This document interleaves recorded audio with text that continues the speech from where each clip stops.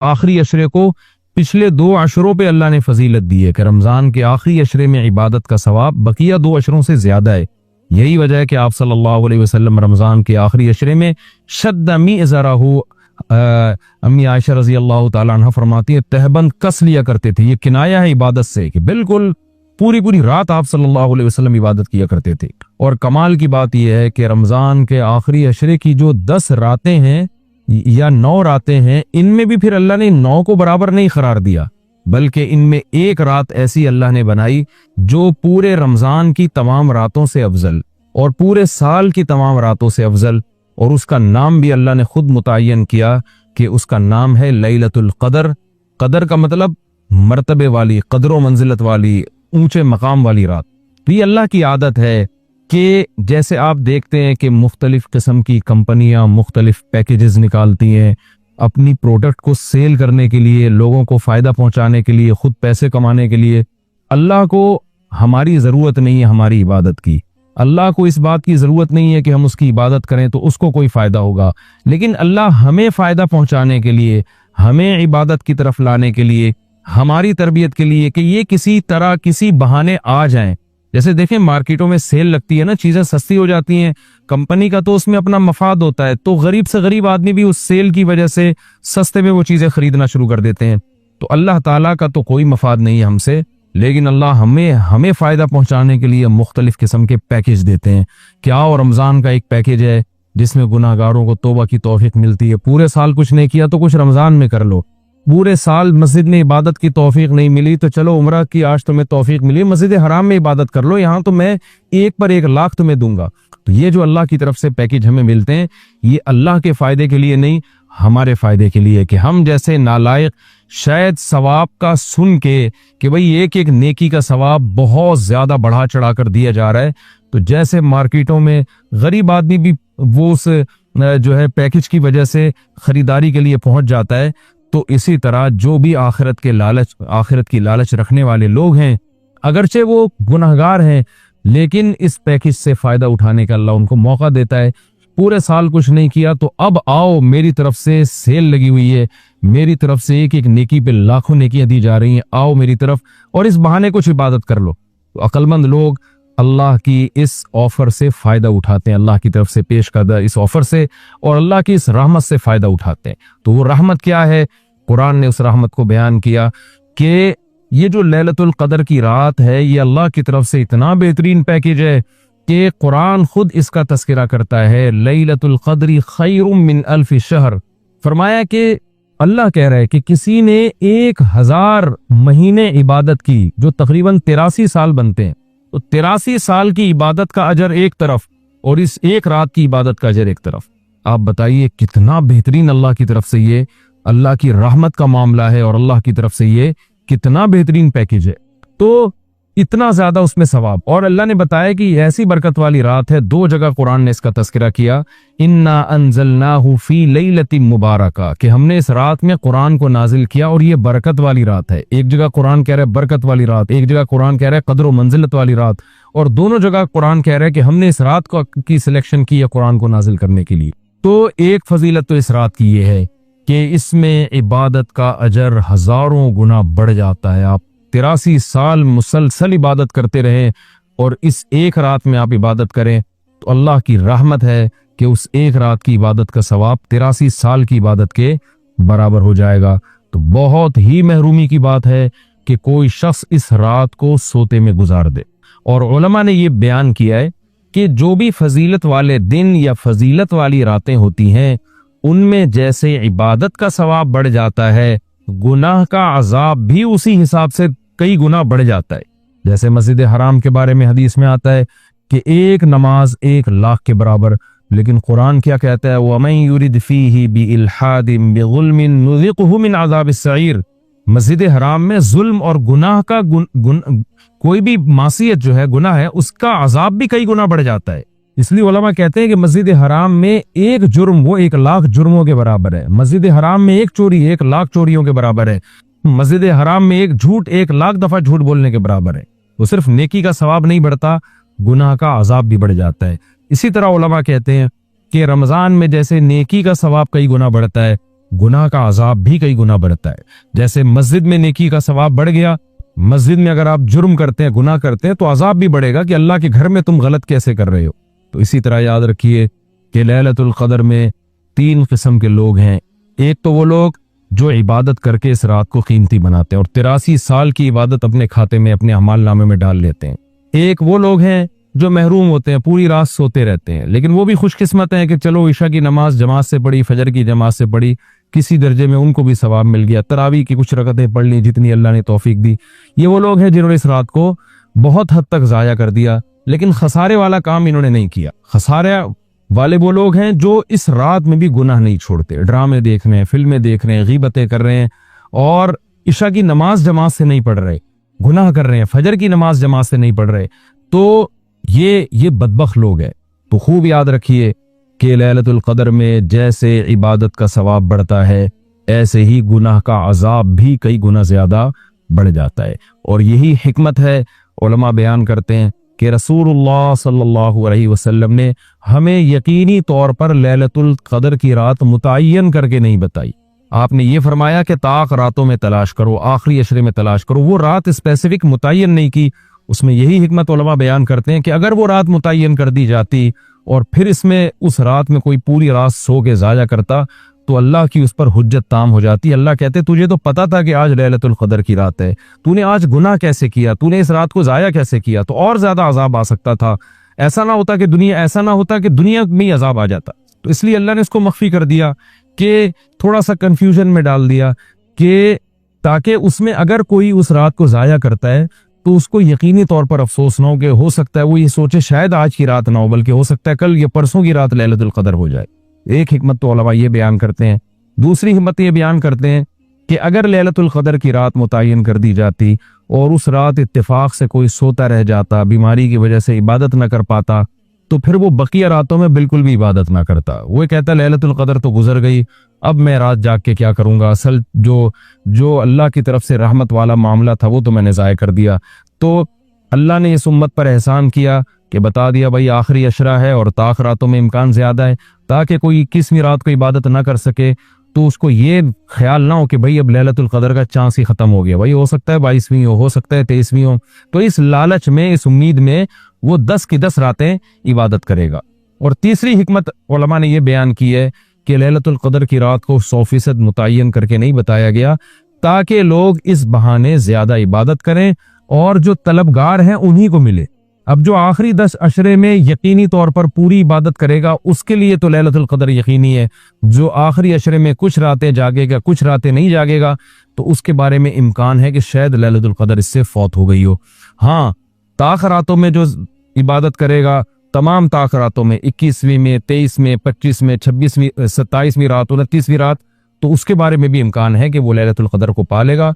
तो अल्लाह ताला ये चाहते हैं कि जो पूरे आखिरी अशरे में तमाम ताक रातों में खास तौर पर इबादत करें उनको लैलतुल क़द्र मिले। तो अगर अल्लाह रात मुतय्यन कर देते तो फिर तो हर आदमी उस लैलतुल क़द्र में जाग लेता, लेकिन अल्लाह ने निज़ाम ऐसा बनाया कि भाई जो तलब करेगा और तमाम रातें जागेगा उसको तो यकीनी तौर पर लैलतुल क़द्र मिलेगी, और जो तमाम रातों में इबादत का एहतमाम नहीं करेगा तो उसके लिए मामला मशकूक है, इम्कान है कि मिल जाए, इम्कान ये भी है कि ना मिले।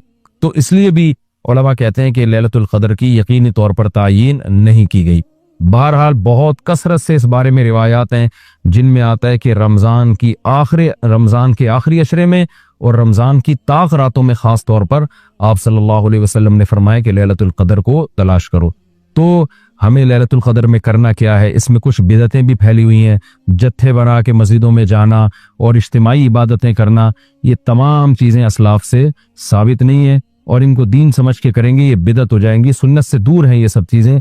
इनफिरादी इबादत होनी चाहिए। नमाज का कोई अलग से मखसूस तरीक़ा साबित नहीं है। लैलतुल क़द्र की रात में जो तरीक़े से आम आप नमाजें पढ़ रहे हैं वही उसी तरीके से, ये नहीं कि पहली रकत में ये सूरत, दूसरी में ये सूरत, ये तमाम चीज़ें लोगों में फैली हुई हैं। ये बिदअत है, इनका हकीकत से, सुन्नत से कोई ताल्लुक़ नहीं है। तिलावत करें, दुआएं मांगें और तहज्जुद की नमाज पढ़ें। जितने नवाफिल अल्लाह आपको तौफीक देता है, आप जैसे आम मामूल है नवाफिल पढ़ने का, इसी तरह पढ़ें। और बेहतर है घर में इबादत करें। घर में अगर मुश्किल हो रही है तो मस्जिद में भी जा सकते हैं, लेकिन नवाफिल घर में पढ़ना ये मस्जिद में पढ़ने से ज्यादा अफजल है। मस्जिद में शोर शराबा करना, लैलतुल कदर के नाम पे जत्थे बना के बैठना, फिर लैलतुल कदर की रात पे पूरी पूरी रात प्रोग्राम चलना मस्जिदों में, ये सब चीजें लोगों को इबादत से गाफिल करने वाली हैं। बयान भी होने चाहिए मुख्तसर, आधा घंटा हो गया, 1 घंटा हो गया, बाकी वक्त इबादत में लगाना चाहिए। कैसे प्यारे कलिमात हैं, कैसा मजा आता है इन कलिमात पढ़ने में। ला इलाहा इल्लल्लाह, कोई इबादत के लायक नहीं सिवाय अल्लाह के। कितना अल्लाह ताला खुश होता है कि जब सारी दुनिया मुझे भूल गई है। हर वक्त दौलत की बातें, पैसे की बातें, मकान की बातें, प्लॉट की बातें, उससे इतने पैसे लेने, उसको इतने पैसे देने हैं, वो कारोबार बंद हो गया, उसको खोलना है, ये करना है, वो करना है। हर वक्त 24 घंटे जिसने पैदा किया, जिसके पास लौट कर जाना है, सब चीजें छोड़नी है। यहाँ पे ये बीवी बच्चे भी छोड़ने हैं, यही खबर में उतारेंगे। जो आज कह रहे हैं ना वो रह नहीं सकते आपके बगैर, और यही उतार के आएंगे कब्र में। और अगर कोरोना से मर गए ना, अल्लाह बचाए, तो कब्र में भी नहीं जाएंगे, बोलेंगे ये तो मर गए, हमें ना मार दे कहीं। दूर दूर से देख नहीं रहे कैसे जनाजे हो रहे हैं। ये तो इंसान की मोहब्बत है, ये तो औकात है इंसान की। तो जिसके पास लौट कर जाना है और जिसने बनाया है, हुवा अअलमु बिकुम इज़ अंतुम अजिन्नतुम फी बुतूनी उम्महातिकुम। अल्लाह फरमाते हैं जब तुम माँ के पेट में तैयार हो रहे थे ना, वो रब तुम्हें उस वक्त से जानता है।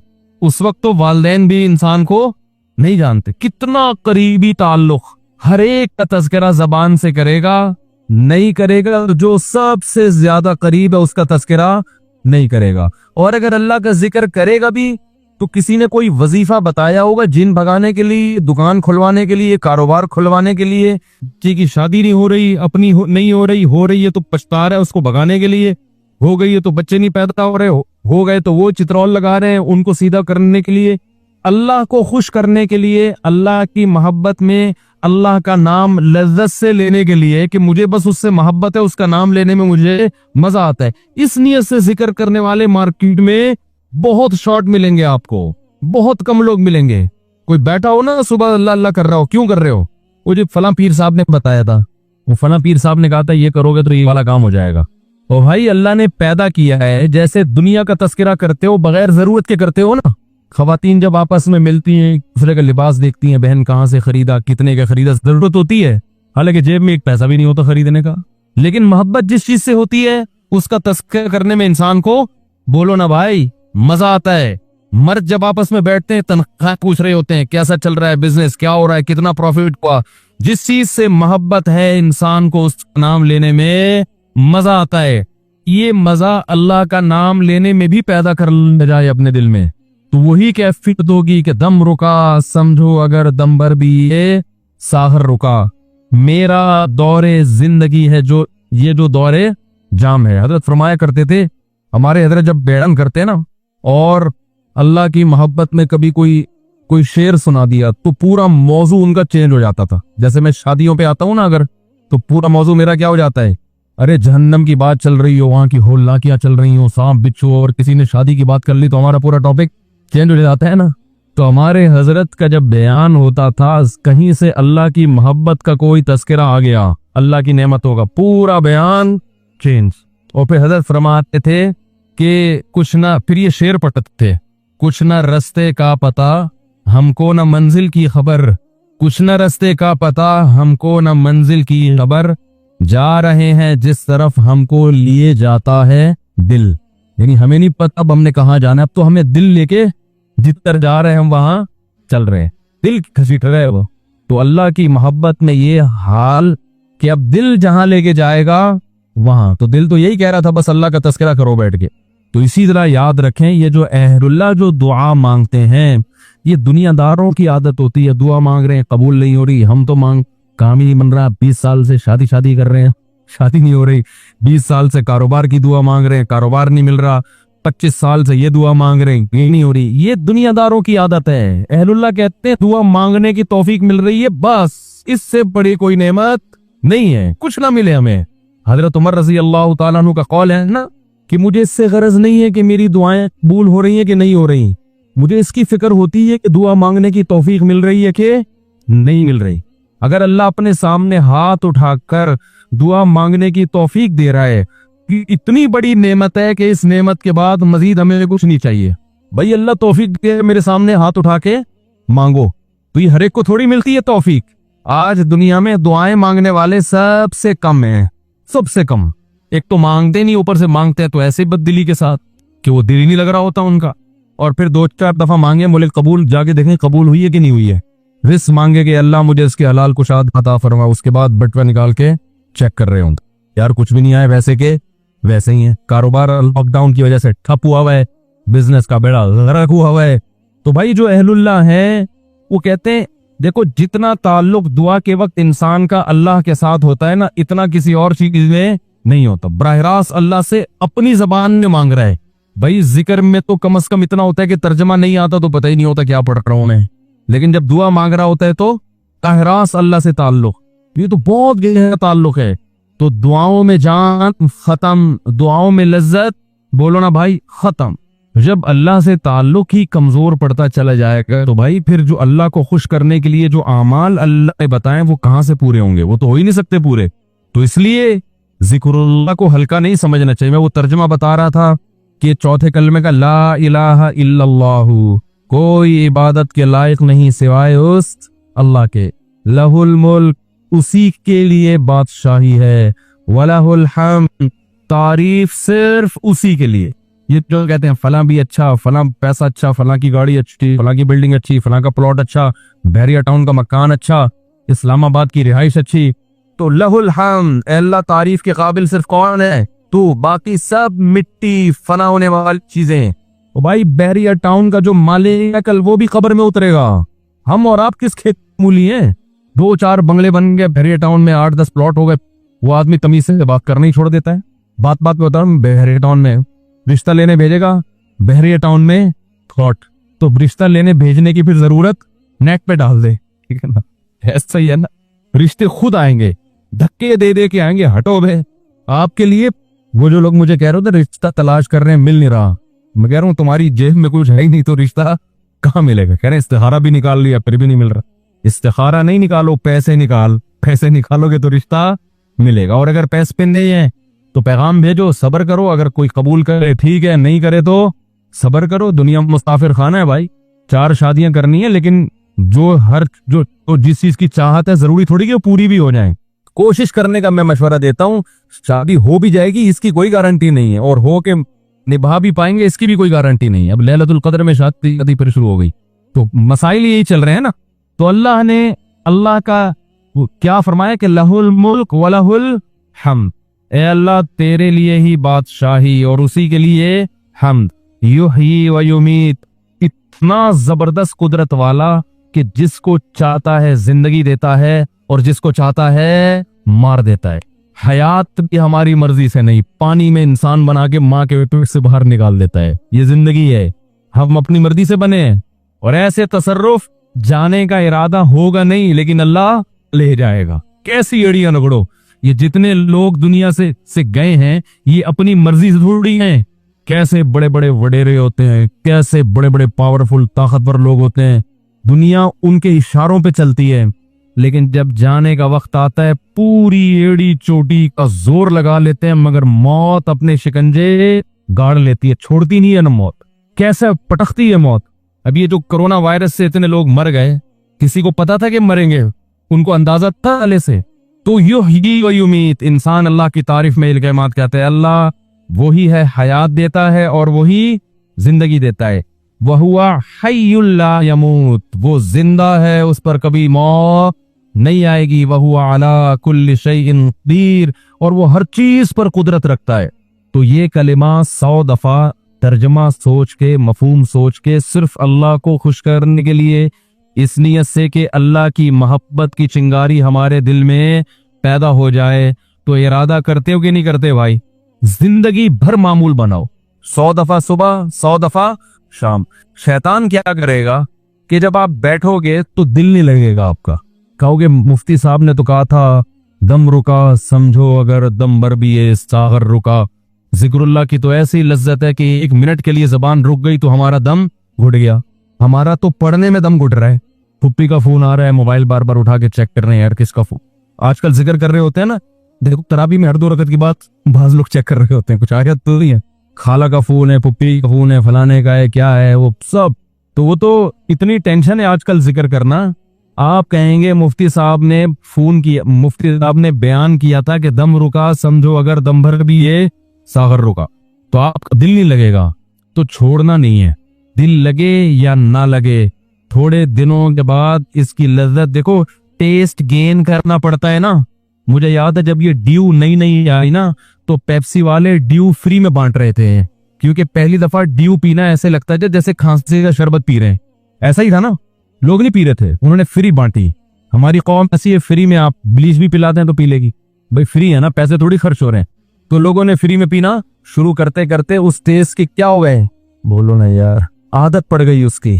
तो लत लगानी पड़ती है, टेस्ट गेन करना पड़ता है। अभी कभी अल्लाह का नाम लिया ही नहीं है जिंदगी भर, लिया भी है तो ऐसे ही कव्वाली में लिया है, कव्वालियों में ले रहे हैं अल्लाह का नाम।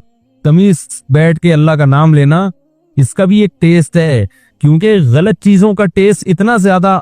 देखो जो डब्बे के दूध के आदी होते हैं ना बच्चे, उनको आप भैंस का खालिस दूध पिलाओ उल्टी कर देंगे वो, उनको उसमें से बदबू आ रही होती है।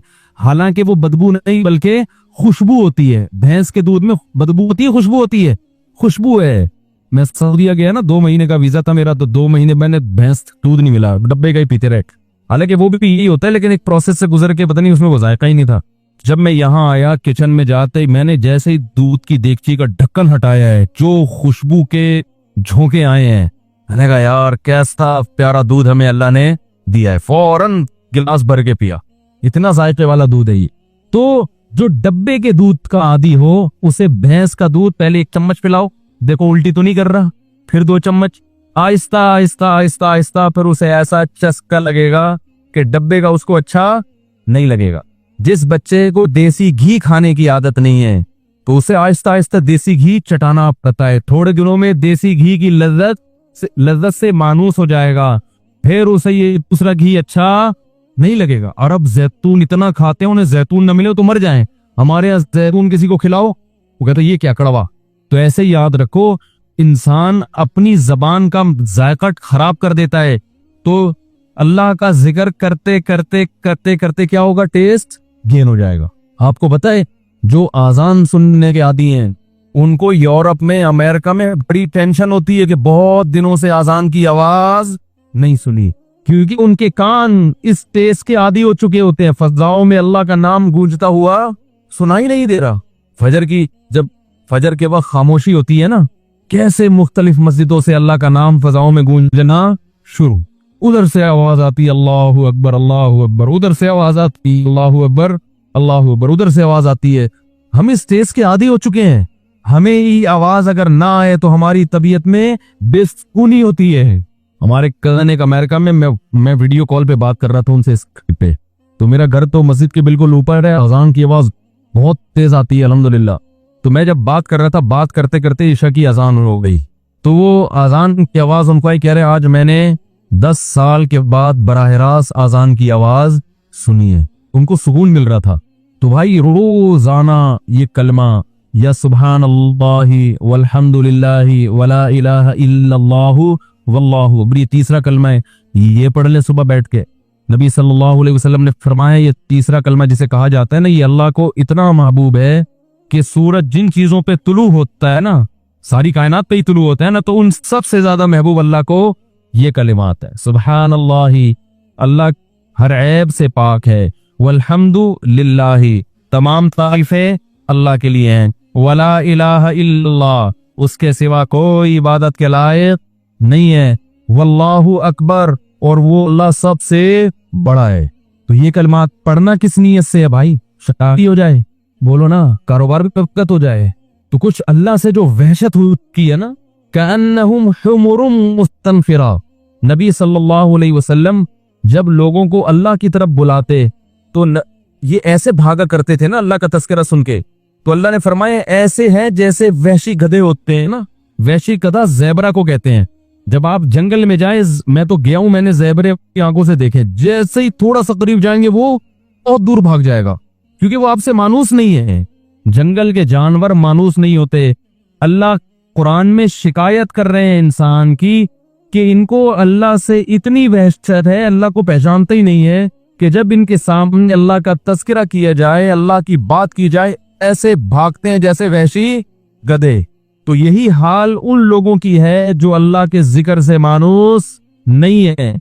उलमा ये कहते हैं कि अल्लाह के साथ ना जज्बाती मोहब्बत की जरूरत है। देखो, मोहब्बत की दो किस्में हैं, एक अकली और एक तबई। दोनों में क्या फर्क है ये मैं बताता हूँ। एक मोहब्बत होती है अकली। अकली का मतलब ये होता है कि आपकी अकल ये कहती है कि इस आदमी के मुझ पे बहुत सारे एहसानात हैं, लिहाजा मुझे चाहिए कि मैं इससे मोहब्बत करूं, मेरा फर्ज बनता है, लिहाजा उस फर्ज की वजह से मैं क्या करूंगा, इसके हुकूक अदा करूंगा। ये है, ये इसका ताल्लुक कहां से है? खोपड़ी से। ठीक है। इसमें ये हो कि आप चूंकि उसके हुकूक सोचते हो तो फिर आप सोच सोच के उसकी हक अदा करते हो। दिल तो नहीं चाह रहा होता लेकिन आप हक अदा कर रहे होते हो। ये सोच, जैसे कोई टीचर है, आपको पढ़ाया उन्होंने जिंदगी भर, कहीं आपको मिले तो अच्छे तो नहीं लग रहे, ना शक्ल से अच्छे लग रहे हैं, ना बातों से अच्छे लग रहे हैं, काम भी ज्यादा लेते हैं, लेकिन यार चलो मेरे टीचर हैं। इस्लाम में टीचरों का बड़ा एहतराम है, हमारा कल्चर भी कहता है कि टीचर्स का ख्याल करना चाहिए, तो चलें इनको मैं कुछ गिफ्ट ही दे दूं। दिल तो नहीं चाह रहा लेकिन चलो यार टीचर को भी की खिदमत करनी चाहिए। ये वो मोहब्बत है जिसमें हरकत कहाँ और है। इतना इशारा करके दिखा रहा हूं फिर भी समझ में नहीं आ रहा, बोलो ना भाई, पूरी और बाकी उंगली गुजरो, दिमाग हरकत में आ रहा है, ठीक है ना। और एक होती है माँ से बच्चा बिछड़ जाए और माँ की जब उस पर नजर पड़ती है तो हरकत यहाँ होती है, यहाँ होती है एकदम जज्बाती। हालांकि माँ का बच्चे पर एहसान है या बच्चे का माँ पे एहसान है, उस बच्चे ने तो बच्चे तो माँ को टेंशन ही दे रहे होते हैं, उधर पोटी कर दी, उधर पेशाब कर दिया, उधर बिला वजह टैं टैं करना शुरू।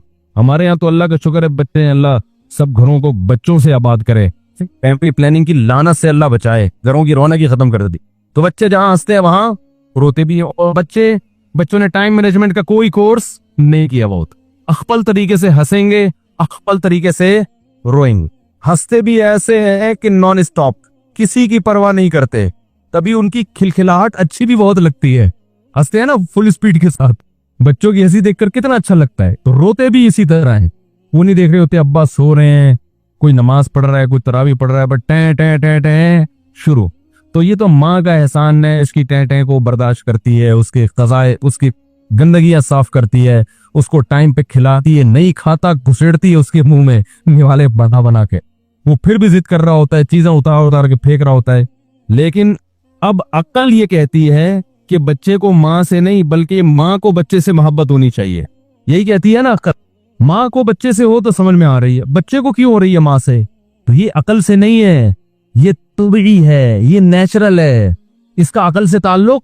अगर अकल से बैठ के सोचोगे तो माँ कहेगी क्यों क्यों करूं, इसने मुझे क्या दिया है, इसने मुझ पर कौन सा एहसान किया है, खाता भी मुझसे, पिटता भी है सुबह शाम, वो फिर भी नहीं मानता। लेकिन वालिदैन जो औलाद से मोहब्बत करते हैं वो अकल की वजह से नहीं, किसकी वजह से? दिल के जज्बात, इस पे कंट्रोल नहीं है। ये मोहब्बत जानवरों में भी है। बिल्ली अपने बच्चों से मोहब्बत करती है कि नहीं करती है? बोलो ना भाई, बिल्ली में तो शुरूर है ही नहीं। अगर वो अकल की वजह से कर रही होती तो सबसे पहले अपनी माँ से करती ना, जिसने उसको जना था। अपनी माँ को तो कभी बिल्ली ने पलट के, जब से उसकी शादी हुई है, पलट के पूछा ही नहीं।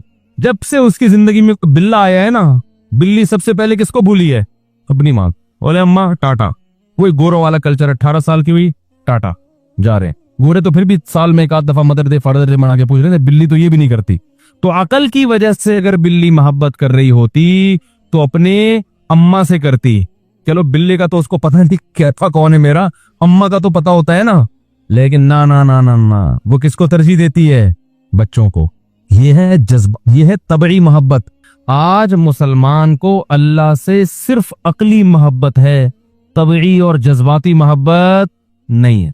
अकली मोहब्बत से हुकूक अदा होते हैं मगर अदायगी का जज्बा नहीं होता। एक बस जुर्माना समझ के इंसान अदा कर रहा होता है। जैसे गवर्नमेंट को आप टैक्स देते हैं ना, दिल चाहता है देने का, टैक्सेशन को पैसे से खिला खिला के और कम करवा यार, इसको और कम करवा। दे तो देते हैं यार, अब क्या करें, हुकूमत से फायदे भी उठा रहे हैं तो टैक्स देना चाहिए, अखलाकी जुर्म है ना। इस तरह की कुछ सुन सुन के थोड़ा बहुत तो यार, इतना भी आदमी नहीं काटे यार, थोड़ा सा तो दे ही देना चाहिए। खुशी नहीं होती। लेकिन माँ जब अपने बच्चे पे खर्च करती है, उसका ये जज्बा होता है कि ये बच्चा खाए, उसे खर्च करने पे खुशी होगी। बाप अपनी औलाद पे जो खर्च करता है तो खर्च करने से खुशी होती है। बच्चा अगर नहीं खा रहा ना तो बाप खुश नहीं होता, चलो मेरे पैसे बच गए। ऐसा होता है भाई, अब्बा ने आटा मंगवाया, होटल से पराठा मंगवाया, बच्चे से कहा खाओ, बच्चा कह मैं नहीं खा रहा, अब्बा कह चलो पराठे के पैसे बच गए। अगर ऐसा ख्याल आ रहा है ना तो ये या तो अब्बा नहीं है, या तो ये क्या अब्बा नहीं है, या ये इतना वक्त कंजूस है कि एक्स्ट्रा ऑर्डिनरी कोई अल्लाह ने एक मखलूक पैदा कर दी है। वरना बाप जब बच्चा खाता है तो पेट किसका भरता है? बाप का भरता है। ये है तबई मोहब्बत, जज्बाती मोहब्बत। हम अल्लाह के बारे में सुनते हैं, अकली मोहब्बत तो पैदा हो जाती है। अकल कहती है भाई अल्लाह की माननी चाहिए, नमाज पढ़नी चाहिए, अल्लाह का जिक्र करना चाहिए। जज्बाती पैदा नहीं होती। जज्बाती मोहब्बत पैदा करने के लिए कसरत से अल्लाह का नाम लेना पड़ता है, कसरत से। सूफिया कराम ना एक जिक्र बताते हैं, मैं नहीं सबको मशवरा दे रहा कि वो करें, उसका कुरान और सुन्नत से कोई सबूत नहीं है, सिर्फ इलाज के लिए। वो ये, हम जब हजरत से बैत हुए ना तो हजरत एक जिक्र बताया करते थे, ला इलाहा इल्लल्लाह, ऐसे फरमाए ला इलाहा में ऐसे गर्दन को यूं लेके जाना है, आप ना शुरू कर दें। पता चला सारे कल बैठे, हाँ वो एक ड्रामा हो रहा है। मैं बता रहा हूँ कि जज्बाती मोहब्बत पैदा करने के लिए ना सूफिया कराम के पास कुछ टोटके भी हो रहे हैं। ला इलाहा में गर्दन यूं लेकर गए, उसमें तस्वुर किया कि ला का मतलब नहीं, इलाह का मतलब माबूद, कोई माबूद नहीं है। तो ये दिल में तस्वुर किया जाता है कि दिल से सब कुछ निकल रहा है, और फिर इल्लल्लाह का ना गर्दन से ऐसे चोट मारी जाती है दिल के ऊपर। इल्लल्लाह सिर्फ कौन है? अल्लाह। ला इलाहा इल्लल्लाह। ला इलाहा में गाड़ी, बंगला, बहरिया टाउन के बंगले और प्लॉट सारे आपने दिल से क्या करने हैं? जिस जिस चीज में दिल अटका हुआ है ना, दुकान मेरी, मकान मेरा, प्रॉपर्टी मेरी, और बच्चों के लिए भी कुछ जरूर ज्यादा बाज लोग जज्बाती हो जाते हैं। भाई बच्चों की तरबियत की फिक्र करो, फ्यूचर बनाने की फिक्र करो, बन जाए ठीक है, नहीं बने तो भी ठीक है, ठेला लगा लेंगे, टमाटर बेच लेंगे, कोई इतनी बड़ी टेंशन लेने की जरूरत। मेरे बच्चे के नंबर कम आ गए, मेरा बच्चा मेडिकल कॉलेज में एडमिशन ले सकता, मुझसे आके कहते हैं हाय हाय अब क्या होगा, मैं कहता कुछ भी नहीं होगा, टमाटर बेचेगा, आलू बेचेगा। क्या मतलब, हम क्या टमाटर भी खवाएंगे अपने बच्चे को? तो भाई ये जो टमाटर बेचने वाले ये इंसान नहीं है, और भाई मर जाएंगे तो सब टमाटर वाले भी की वही खबर होगी जो एक ब्रिगेडियर कर्नल की होगी। बच्चे को अच्छा बनाने की कोशिश करो, टेंशन बोल लो ना, अच्छे से अच्छा बनाने की कोशिश करो अपने बच्चों को, टेंशन मत लो। बन गया ठीक है, नहीं बनना जन्नत में चला जाए, बस इसकी टेंशन होनी, इंसान का बच्चा बन जाए। तो जन्नत में जाने के लिए अल्लाह ने इतना आसान उसूल रखा कि इंसान का बच्चा बना दो, चला जाएगा। वो इंसान का बच्चा टमाटर वाला भी हो सकता है, रक्शे वाला भी हो सकता है, वो कोई सियासतदान भी हो सकता है। और इंसान का बच्चा नहीं बना तो भाई कुछ भी बन जाएगा, कारून से ज्यादा दौलत नहीं हो सकता, फिरौन से बड़ा ओहदा उसके पास नहीं हो सकता। समझ में आ रही है कि नहीं आ रही है? तो इंसान बनाने पर ज्यादा फोकस करो, और उसमें भी शरीयत ने कहा इत्तेदाल से इंसान बनाने की भी कोशिश करो। जरूरी नहीं कि इंसान का बच्चा भी बने। हमने बड़े बड़े उलमा को देखा है, बहुत मेहनत की बच्चों पे, बच्चे बिगड़ गए। नूह अलैहिस्सलाम से ज्यादा तबलीग किसकी मुअस्सिर होगी? 1000 साल तबलीग की, मगर अपने बच्चे पे असर नहीं हुआ। सामने तूफान है और कह रहे कि आ जाते नहीं, और वही उनके सामने डूब के हलाक हुआ है। तो इससे इन सब वाकयात से पता चलता है कि तरबियत की कोशिश करनी है, टेंशन लेने का, ये जुमला याद रखना, टेंशन लेने का नहीं है। बड़ा अच्छा जो, आधी टेंशन इसी से खत्म हो जाएगी। बीवी जब कह रही हो ना ये बच्चा सुधर नहीं रहा, इंसान का क्या है, जैसे खवातीन कर रही होती है, मैं तो सर फाड़ दूंगी अपना, इसका भी सर फोड़ दूंगी, अपना भी फोड़ दूंगी, ऐसे कह रही होती है। देखो वो लोग टेंशन लेने का नहीं, चरसी बन जाएगा ना, अल्लाह ना करे कोई बन जाए, मिसाल है वो। भाई क्या हो जाएगा? हम कोशिश कर रहे हैं कि इंसान का बच्चा बने। बच्चे को आराम से समझाओ, बिठाओ, प्यार मोहब्बत दो, अच्छा माहौल तबलीग में भेजो उसको, ठीक है ना, अच्छा माहौल देने की कोशिश करो। आगे ठीक है, नहीं आया, अल्लाह हमारे बस में जो था हमने कर लिया है, अब खुद भी तो उसकी है ना। अल्लाह ने जन्नत जहन्नम भी तो रखी है, क्योंकि खुद अगर माँ बाप को इतना कंट्रोल होता तो फिर जन्नत में क्यों जाता? वो तो माँ बाप कहते अल्लाह हमने इसको जबरदस्ती जन्नती बनाया था। तो बच्चे की अपनी भी तो सोच होती है ना, कि वो खुद भी तो, उसके पास दो रास्ते होते हैं, एक उसके वालिदैन अच्छा रास्ता बता रहे हैं और एक दोस्त अहबाब बुरा, तो उसकी भी तो आजमाइश है। कोई आजमाइश में पूरा उतरता है, माँ बाप के कहने पे जन्नत में चला जाता है, कोई माँ बाप की नहीं सुनता और कहाँ चला जाता है? जहन्नम में। कुरान ने बयान किया, वल्लज़ी क़ाल लिवालिदैहि उफ़्फ़िल लकुमा अतईदानीनी अन उख़रज वक़द ख़लक़िल क़ुरून मिन क़ब्ली। कुरान ने बयान किया ऐसी बदबख्त औलादे भी हैं कि वालिदैन मुसलमान हैं, समझा रहे हैं कि हमारे तुझ पर एहसानात हैं, मान ले, सीधे रास्ते पे आ जा। तो कुरान कह रहा है बच्चा वालिदैन को ताना दे रहा है तुम्हारे ऊपर तुफ है। वालिदैन को क्या कह रहा है? वालिदैन को बुरा वाला कह रहा है, अता इदानी अन उखरज, तुम ये कहते हो कि मैं मर के हड्डियां होके खत्म होके दोबारा जिंदा हो जाऊंगा। ऐसा नहीं हो सकता। जो एथियस लोग हैं जिनके वालिदैन मुसलमान हैं, वो बच्चे अपने वालिदैन को ऐसे ही ताने देते हैं। तो वो कह रहे कितने लोग मर गए आज तक कोई जिंदा नहीं हुआ, हम कहां से जिंदा होंगे। तो ऐसे बदतमीज औलादों का भी कुरान में अल्लाह ने जिक्र किया है। तो इसलिए बच्चे की तरबियत की कोशिश, नतीजा किस पे? अल्लाह पे। बन जाए ठीक है, नहीं बने ऐसी की तैसी। टेंशन लेने का बोलो भाई नहीं। आज दुनिया की मोहब्बत है, इसलिए चाहते मेरा बच्चा लाजमी डॉक्टर बने, इंजीनियर बने, पढ़वा रहे हैं गन पॉइंट पे उसको। बन जाए बहुत अच्छा है, नहीं बने तो भाई दुनिया मुसाफिर खाना है, खत्म हो जाएगी। तो क्या कह रहा था मैं, ये जो बात आई कहां से, ये बात कहां से आई? बच्चों की मजमून लेके चल रहा था मैं। हाँ, मैं ये कह रहा था कि जब ला इलाहा इल्लल्लाह हजरत हमारे बताते थे ना जिक्र का, ला इलाहा इल्लल्लाह, ला इलाहा में गर्दन इधर लेकर गए, दिल से अल्लाह के अलावा सब कुछ बोलो भाई निकल के। तो हजरत फरमाते थे जिस जिसकी मोहब्बत है ना, जिसकी वजह से इंसान अल्लाह को नाराज कर रहा है, उन तमाम को तस्वुर करो कि दिल से निकाल के बाहर किक आउट। उसमें आप क्या निकालेंगे? बहरिया टाउन का प्लॉट। ला इलाहा, माबूद से यहां आप मुराद ले लें महबूब। सबसे ज्यादा मोहब्बत किससे की जाती है? माबूद से ना। तो एक तो हकीकी माबूद है, वो तो अल्लाह ही है, लेकिन आज बहुत सारे मजाजी माबूद भी हैं। कुरान कह रहे लोगों ने ख्वाहिशात को भी खुदा बनाया हुआ है।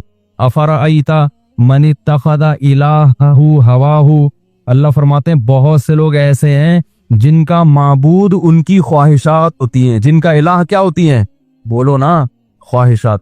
तो वो ख्वाहिशात किसी से हराम इश्क है, वो दौलत में दिल अटका हुआ है, प्लॉटों में अटका हुआ है। तो ला इलाहा में तस्वुर क्या करना है? सब निकाल के बाहर, अपनी दुकान भी अपना मकान भी थोड़ी देर के लिए तो दिल से निकालो ना, सब निकाल के क्या है बाहर। बाप को इश्काल हो गया जब सभी बाहर निकाल दिया तो दुकान तो गई। बोल लो ना यार, कौन बैठेगा फिर सुबह दुकान पे? अरे जब दिल से सभी को निकाल दिया, प्लॉट भी निकाल दिए। बहरिया टाउन में इतनी मुश्किल से किस्तें अभी पूरी नहीं हुई थी। पता नहीं आजकल बहरिया टाउन के हालात क्या चल रहे हैं। हो सकता है आप कहें कि बहरिया टाउन तो वैसे ही लेने गया हुआ है, वही लेने जो तो मुझे नहीं पता क्या हालात चल रहे हैं, लेकिन आपको ये ख्याल होगा कि जब सभी को खींच के बाहर निकाल दिया तो फिर दुकान पे बैठने का दिल तो चाहेगा ही नहीं। बीवी को मोहब्बत देने का भी दिल नहीं चाहेगा, क्योंकि ला इलाहा में जब सभी आ गए सिवाय अल्लाह के, तो बेगम भी मार्केट से क्या हो गई शॉर्ट, बच्चे भी शॉर्ट, सब कुछ निकाल के बाहर फेंक दिया। और इल्लल्लाह को जोर से ना ऐसे तस्वुर जैसे दिल पे चोट लग रही है। इल्लल्लाह आप लोग ये करना ना शुरू कर दें कि नए बिदत का आगाज हो जाएगा। ये ट्रेनिंग दी जाती है, ये कोई सुन्नत अमल नहीं है, सिर्फ अल्लाह का ध्यान बिठाने के लिए अहलुल्लाह ये जिक्र करवाते हैं। इसको शगल कहा जाता है तसव्वुफ की इस्तिलाह में, अज़कार और अशगाल। ये प्रैक्टिस से क्या होता है कि अल्लाह की जज्बाती मोहब्बत पैदा होती है इससे, बतौर इलाज है ये। तो इलाज के तौर पर तो कुछ भी किया जा सकता है ना, उसके लिए सबूत जरूरी नहीं है। लेकिन जब लोग खुद से करना शुरू करते हैं तो एक बिदत बन जाती है फिर वो। तो ये किसी शेख से इस्ताई ताल्लुक हो तो इनफरादी तौर पर अगर वो जिक्र कराएं तो ठीक है, खुद से ना करें। मैं तो सिर्फ ये बता रहा हूं कि अहलुल्लाह के यहाँ कैसी प्रैक्टिस कराई जाती है अल्लाह की तवी और जज्बाती मोहब्बत पैदा कराने के लिए। तो ला इलाहा में सब निकाल के बार और इल्लल्लाह की चोट, तो ये बार बार तब 200 मरतबा कम से कम एक टाइम पे किया जाता है। तो उससे तसव्वुर बनता है भाई सब बार सिर्फ कौन? इल्लल्लाह इल्लल्लाह इल्लल्लाह। फिर 200 दफा तो ला इलाहा इल्लल्लाह, फिर 400 दफा सिर्फ इल्लल्लाह इल्लल्लाह इल्लल्लाह इल्लल्लाह इल्लल्लाह इल्लल्लाह इल्लल्लाह, सिर्फ अल्लाह सिर्फ अल्लाह सिर्फ अल्लाह। तो टेस्ट गेन होना, बोलो भाई चलो। तो अल्लाह के नाम का चस्का शुरू हो जाता है। फिर दिन भर ये ध्यान होता है भाई सिर्फ अल्लाह है, तो ये दुकान क्या है? अब मैं एक इश्काल का जवाब दे रहा था, दुकान तो चले गई। बोलो भाई तेल लेने गई है ना, ये बोलने में क्या झट्टा था? तो ये तो फिर हम दुनिया में कुछ कर ही नहीं सकेंगे भाई। जब सिर्फ अल्लाह आएगा ना, जब अल्लाह की मोहब्बत आएगी तो फिर सारे काम किसके लिए होंगे? फिर दुकान पे भी किसके लिए बैठेगा? अल्लाह की। अल्लाह ने दुकान बंद करने का हुक्म थोड़ी दिया है।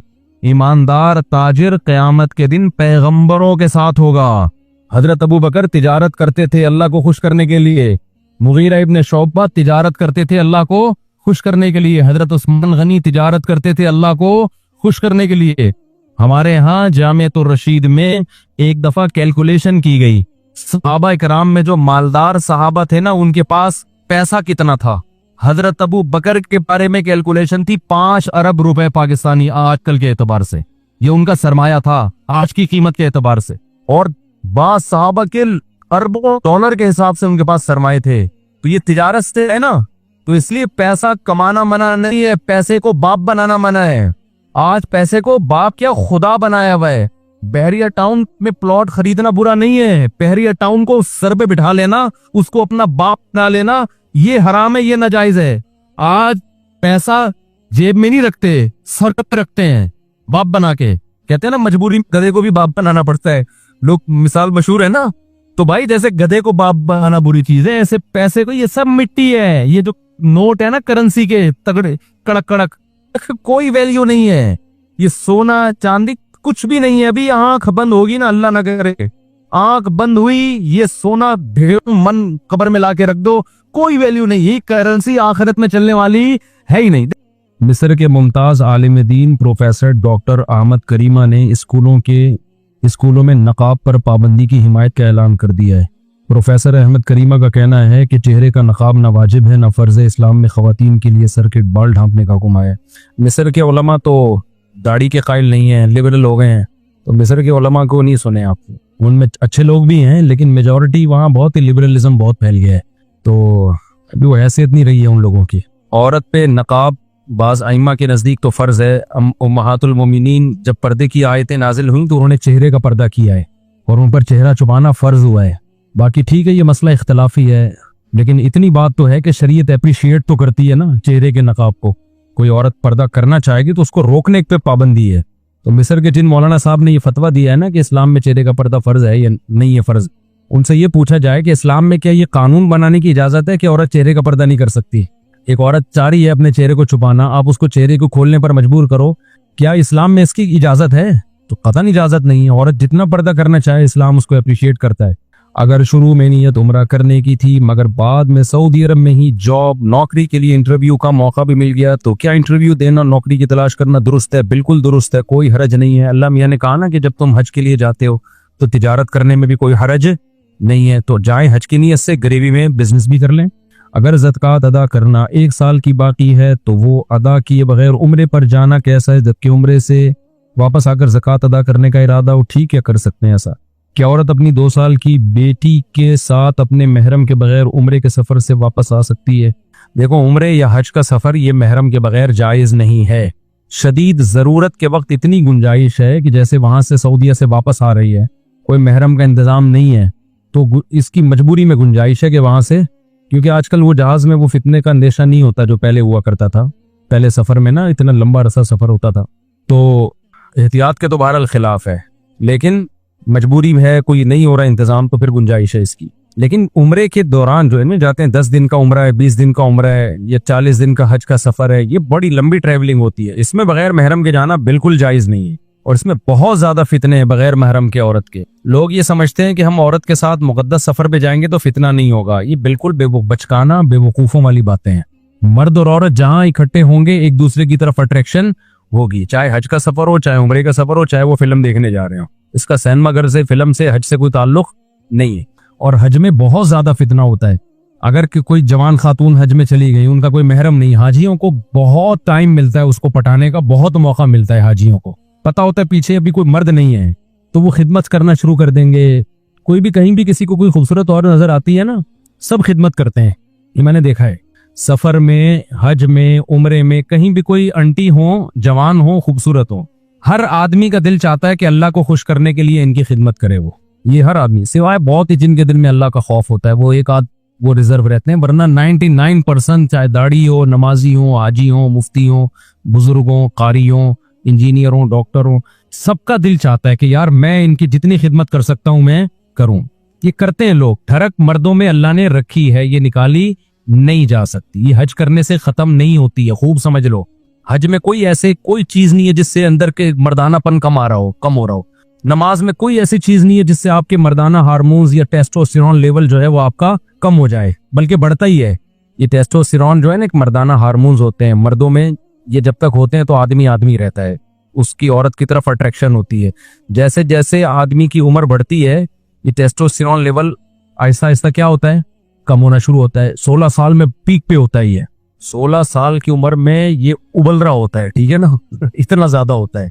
16 साल के बाद आहिस्ता आहिस्ता कम होता है। 16 साल की उम्र में बहुत पीक पे होता है ये, तभी शहवत से भरा हुआ होता है। नाइट फॉल 2-2 दफा लड़कों को होता है 16 साल की उम्र में। दोपहर सोए, कहते हैं ना ट्रक उलट गया, फिर रात को सोए फिर ट्रक उलट गया, फिर गुसल करके सोए फजर से पहले फिर उलट गया। ये 3-3 दफा तो ट्रक लोड भी हो रहा है, उलटना इसकी अलामत है कि लोड हो रहा है ना।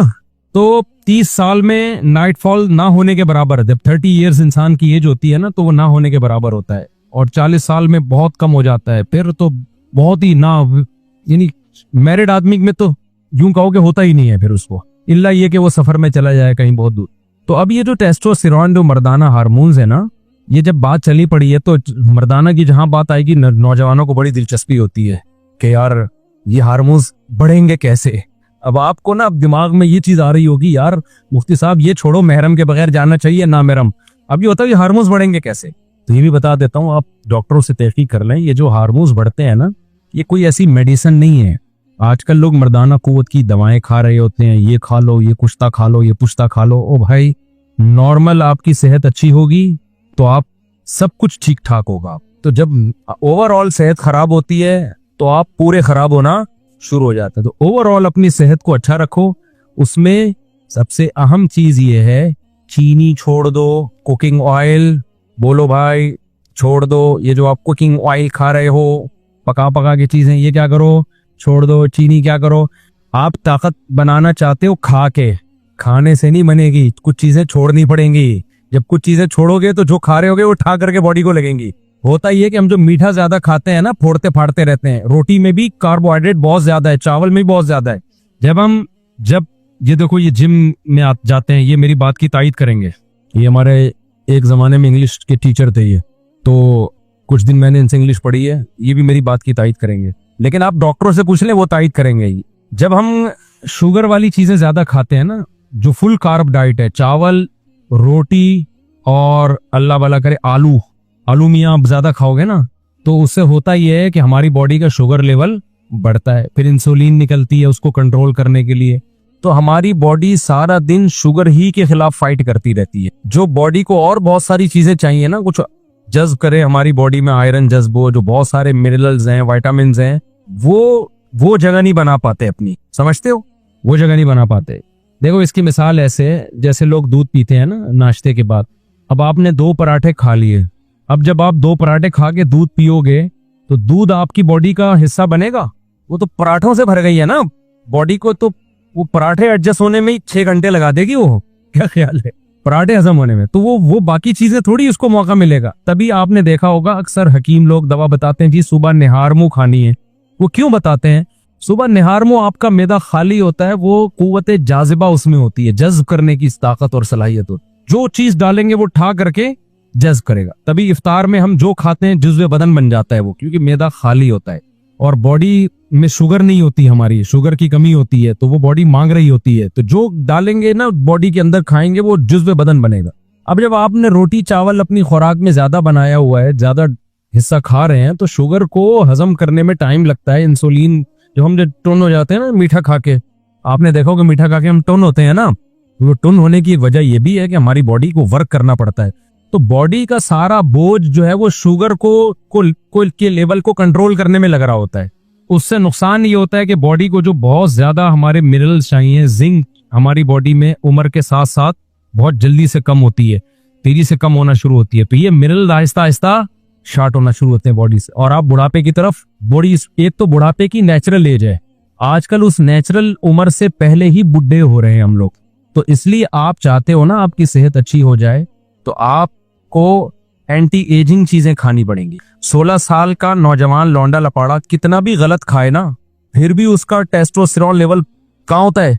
पीक पे होता है। अब जब उम्र आपकी बढ़ती है तो फिर आपको वो चीजें जो आपको वक्त से पहले बूढ़ा कर दें, उन चीजों से अवॉइड करना है। खाना मजीद कुछ नहीं है, आपने खाना छोड़ना है। आपने नहीं आई बात, मेरा ख्याल है।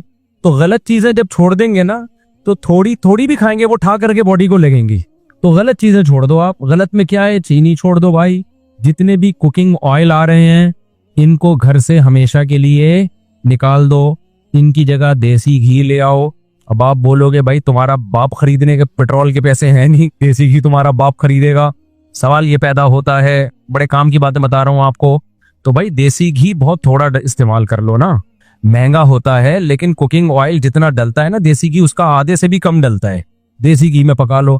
और आसान हल आपको बताता हूँ, सौराब गोट पे जाओ, दुम्बे की चर्बी चक्की खरीद के ले आओ, चक्की खरीद के लाओ दुम्बे की, उसमें बड़े मिनरल्स होते हैं बहुत सारे जो हमारी बॉडी को चाहिए ना उसमें होते हैं वो चक्की में। आपने क्या करना है, चक्की को थोड़ा थोड़ा टुकड़े करके हांडी में, स्टील की देगची ले लो क्योंकि सिल्वर के बर्तनों में नहीं पकाना चाहिए चीजों को। तो आपने क्या करना है, वो चक्की को लेके आपने हल्की आंच पे उसको पकाना शुरू करो। मैं एक दफा गलत तजर्बा कर चुका हूं, मैं अपने तजर्बों से आपको चाह रहा हूं फायदा पहुंचाऊं। आपने उस चक्की को हल्की आंच पे पकाना शुरू करना है, थोड़ा सा पानी डाल लो बेशक कोई हर्ज नहीं है।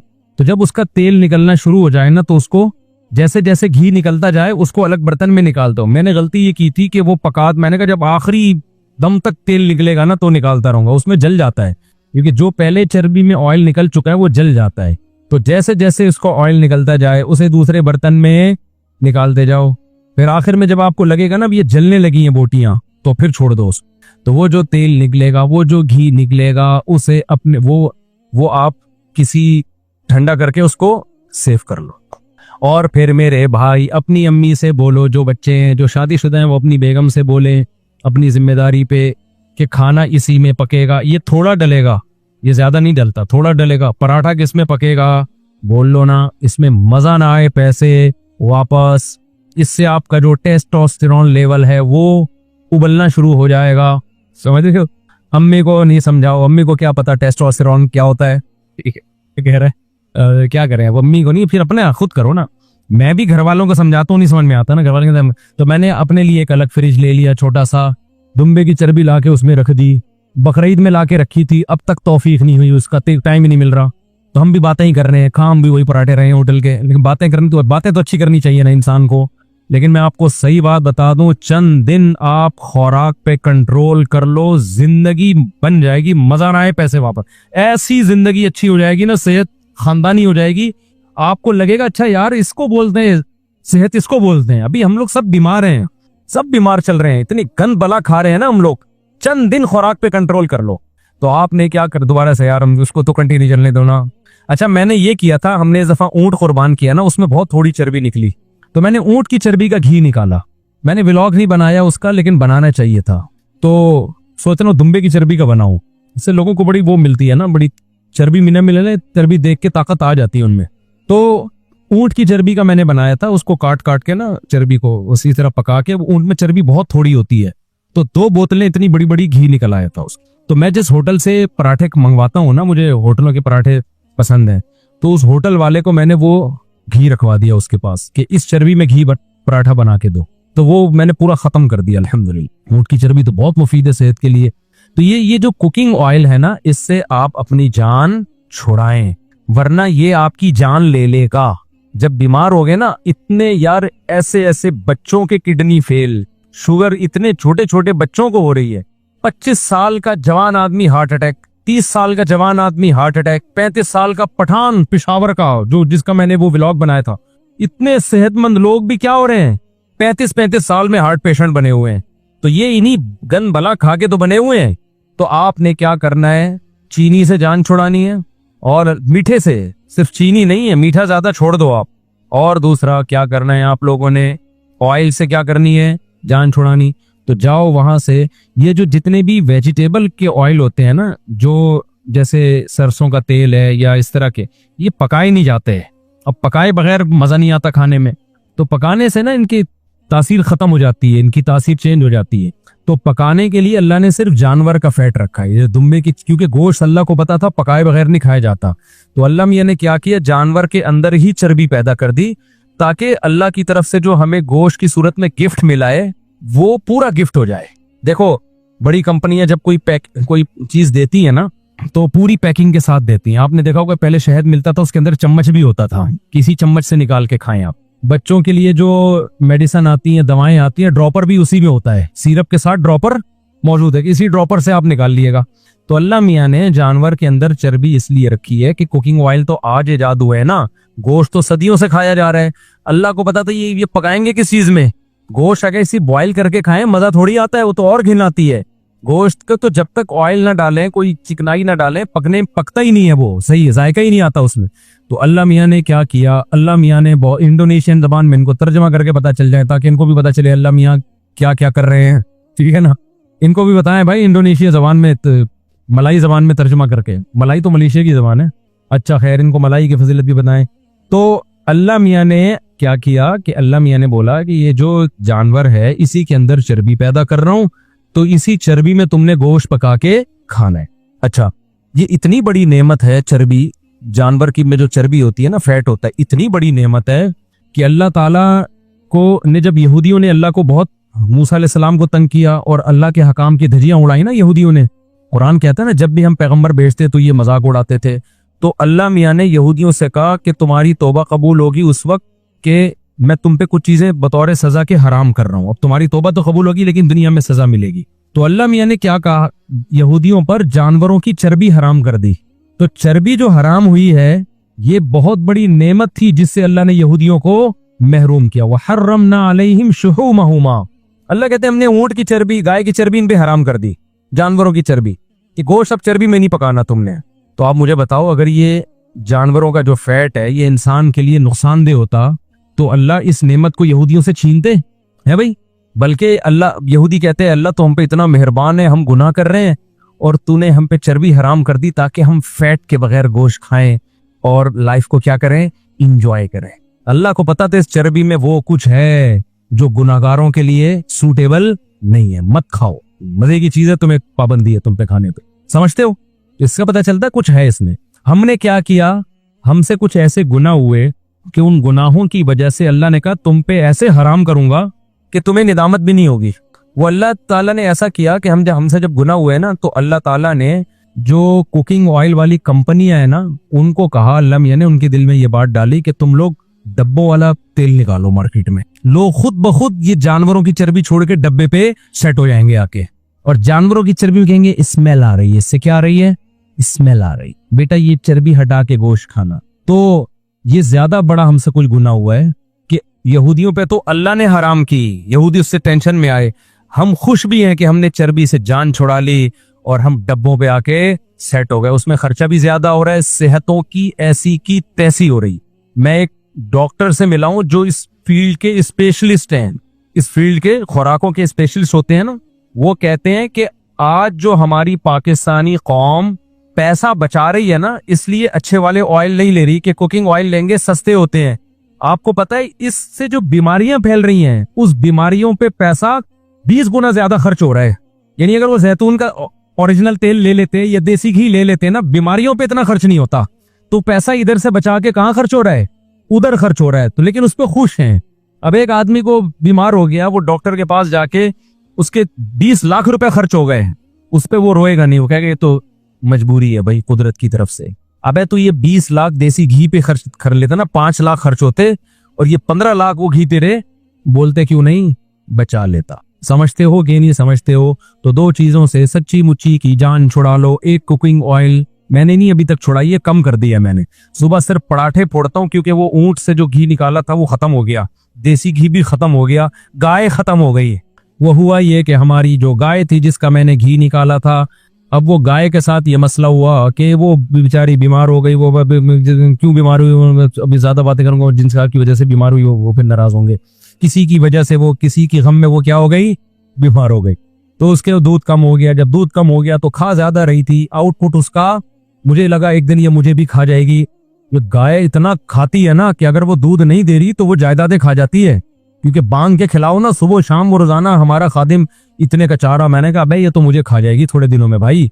तो बीमार हो गई वो, मेरी गलती से बीमार हुई है। तो वो अब जनाब क्या हुआ कि वो हमने बेच दी है, इसलिए अब घी भी मार्केट से क्या हो गया, शार्ट हो गया। अब हमारे घर में कोई कहीं और से घी लो इत्मीनान नहीं होता, और घी लो तो हमारा खानदान इतना बड़ा है कि वो तो एक एक चम्मच भी नहीं आता।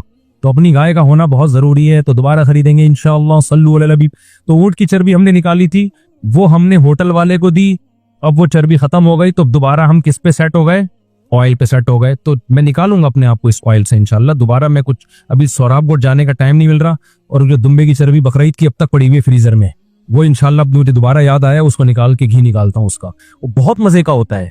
आप ये ना समझो, अच्छा किसी को बताए बगैर खिलाओ कि ये चर्बी है, बताए बगैर खिलाओ, वो बड़ी तारीफ करेगा, यार ये तो बड़ा खुशबूदार घी है, कहाँ से लिया।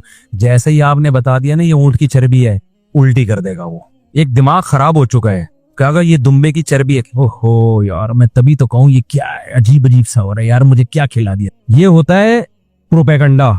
जब किसी चीज के खिलाफ, जैसे बच्चों को ना देसी घी से आजकल स्मेल आती है, हालांकि वो खुशबू होती है, उसके लिए तो तरसते हैं हम कि यार देसी घी में वो खुशबू आ रही है कि नहीं आ रही है।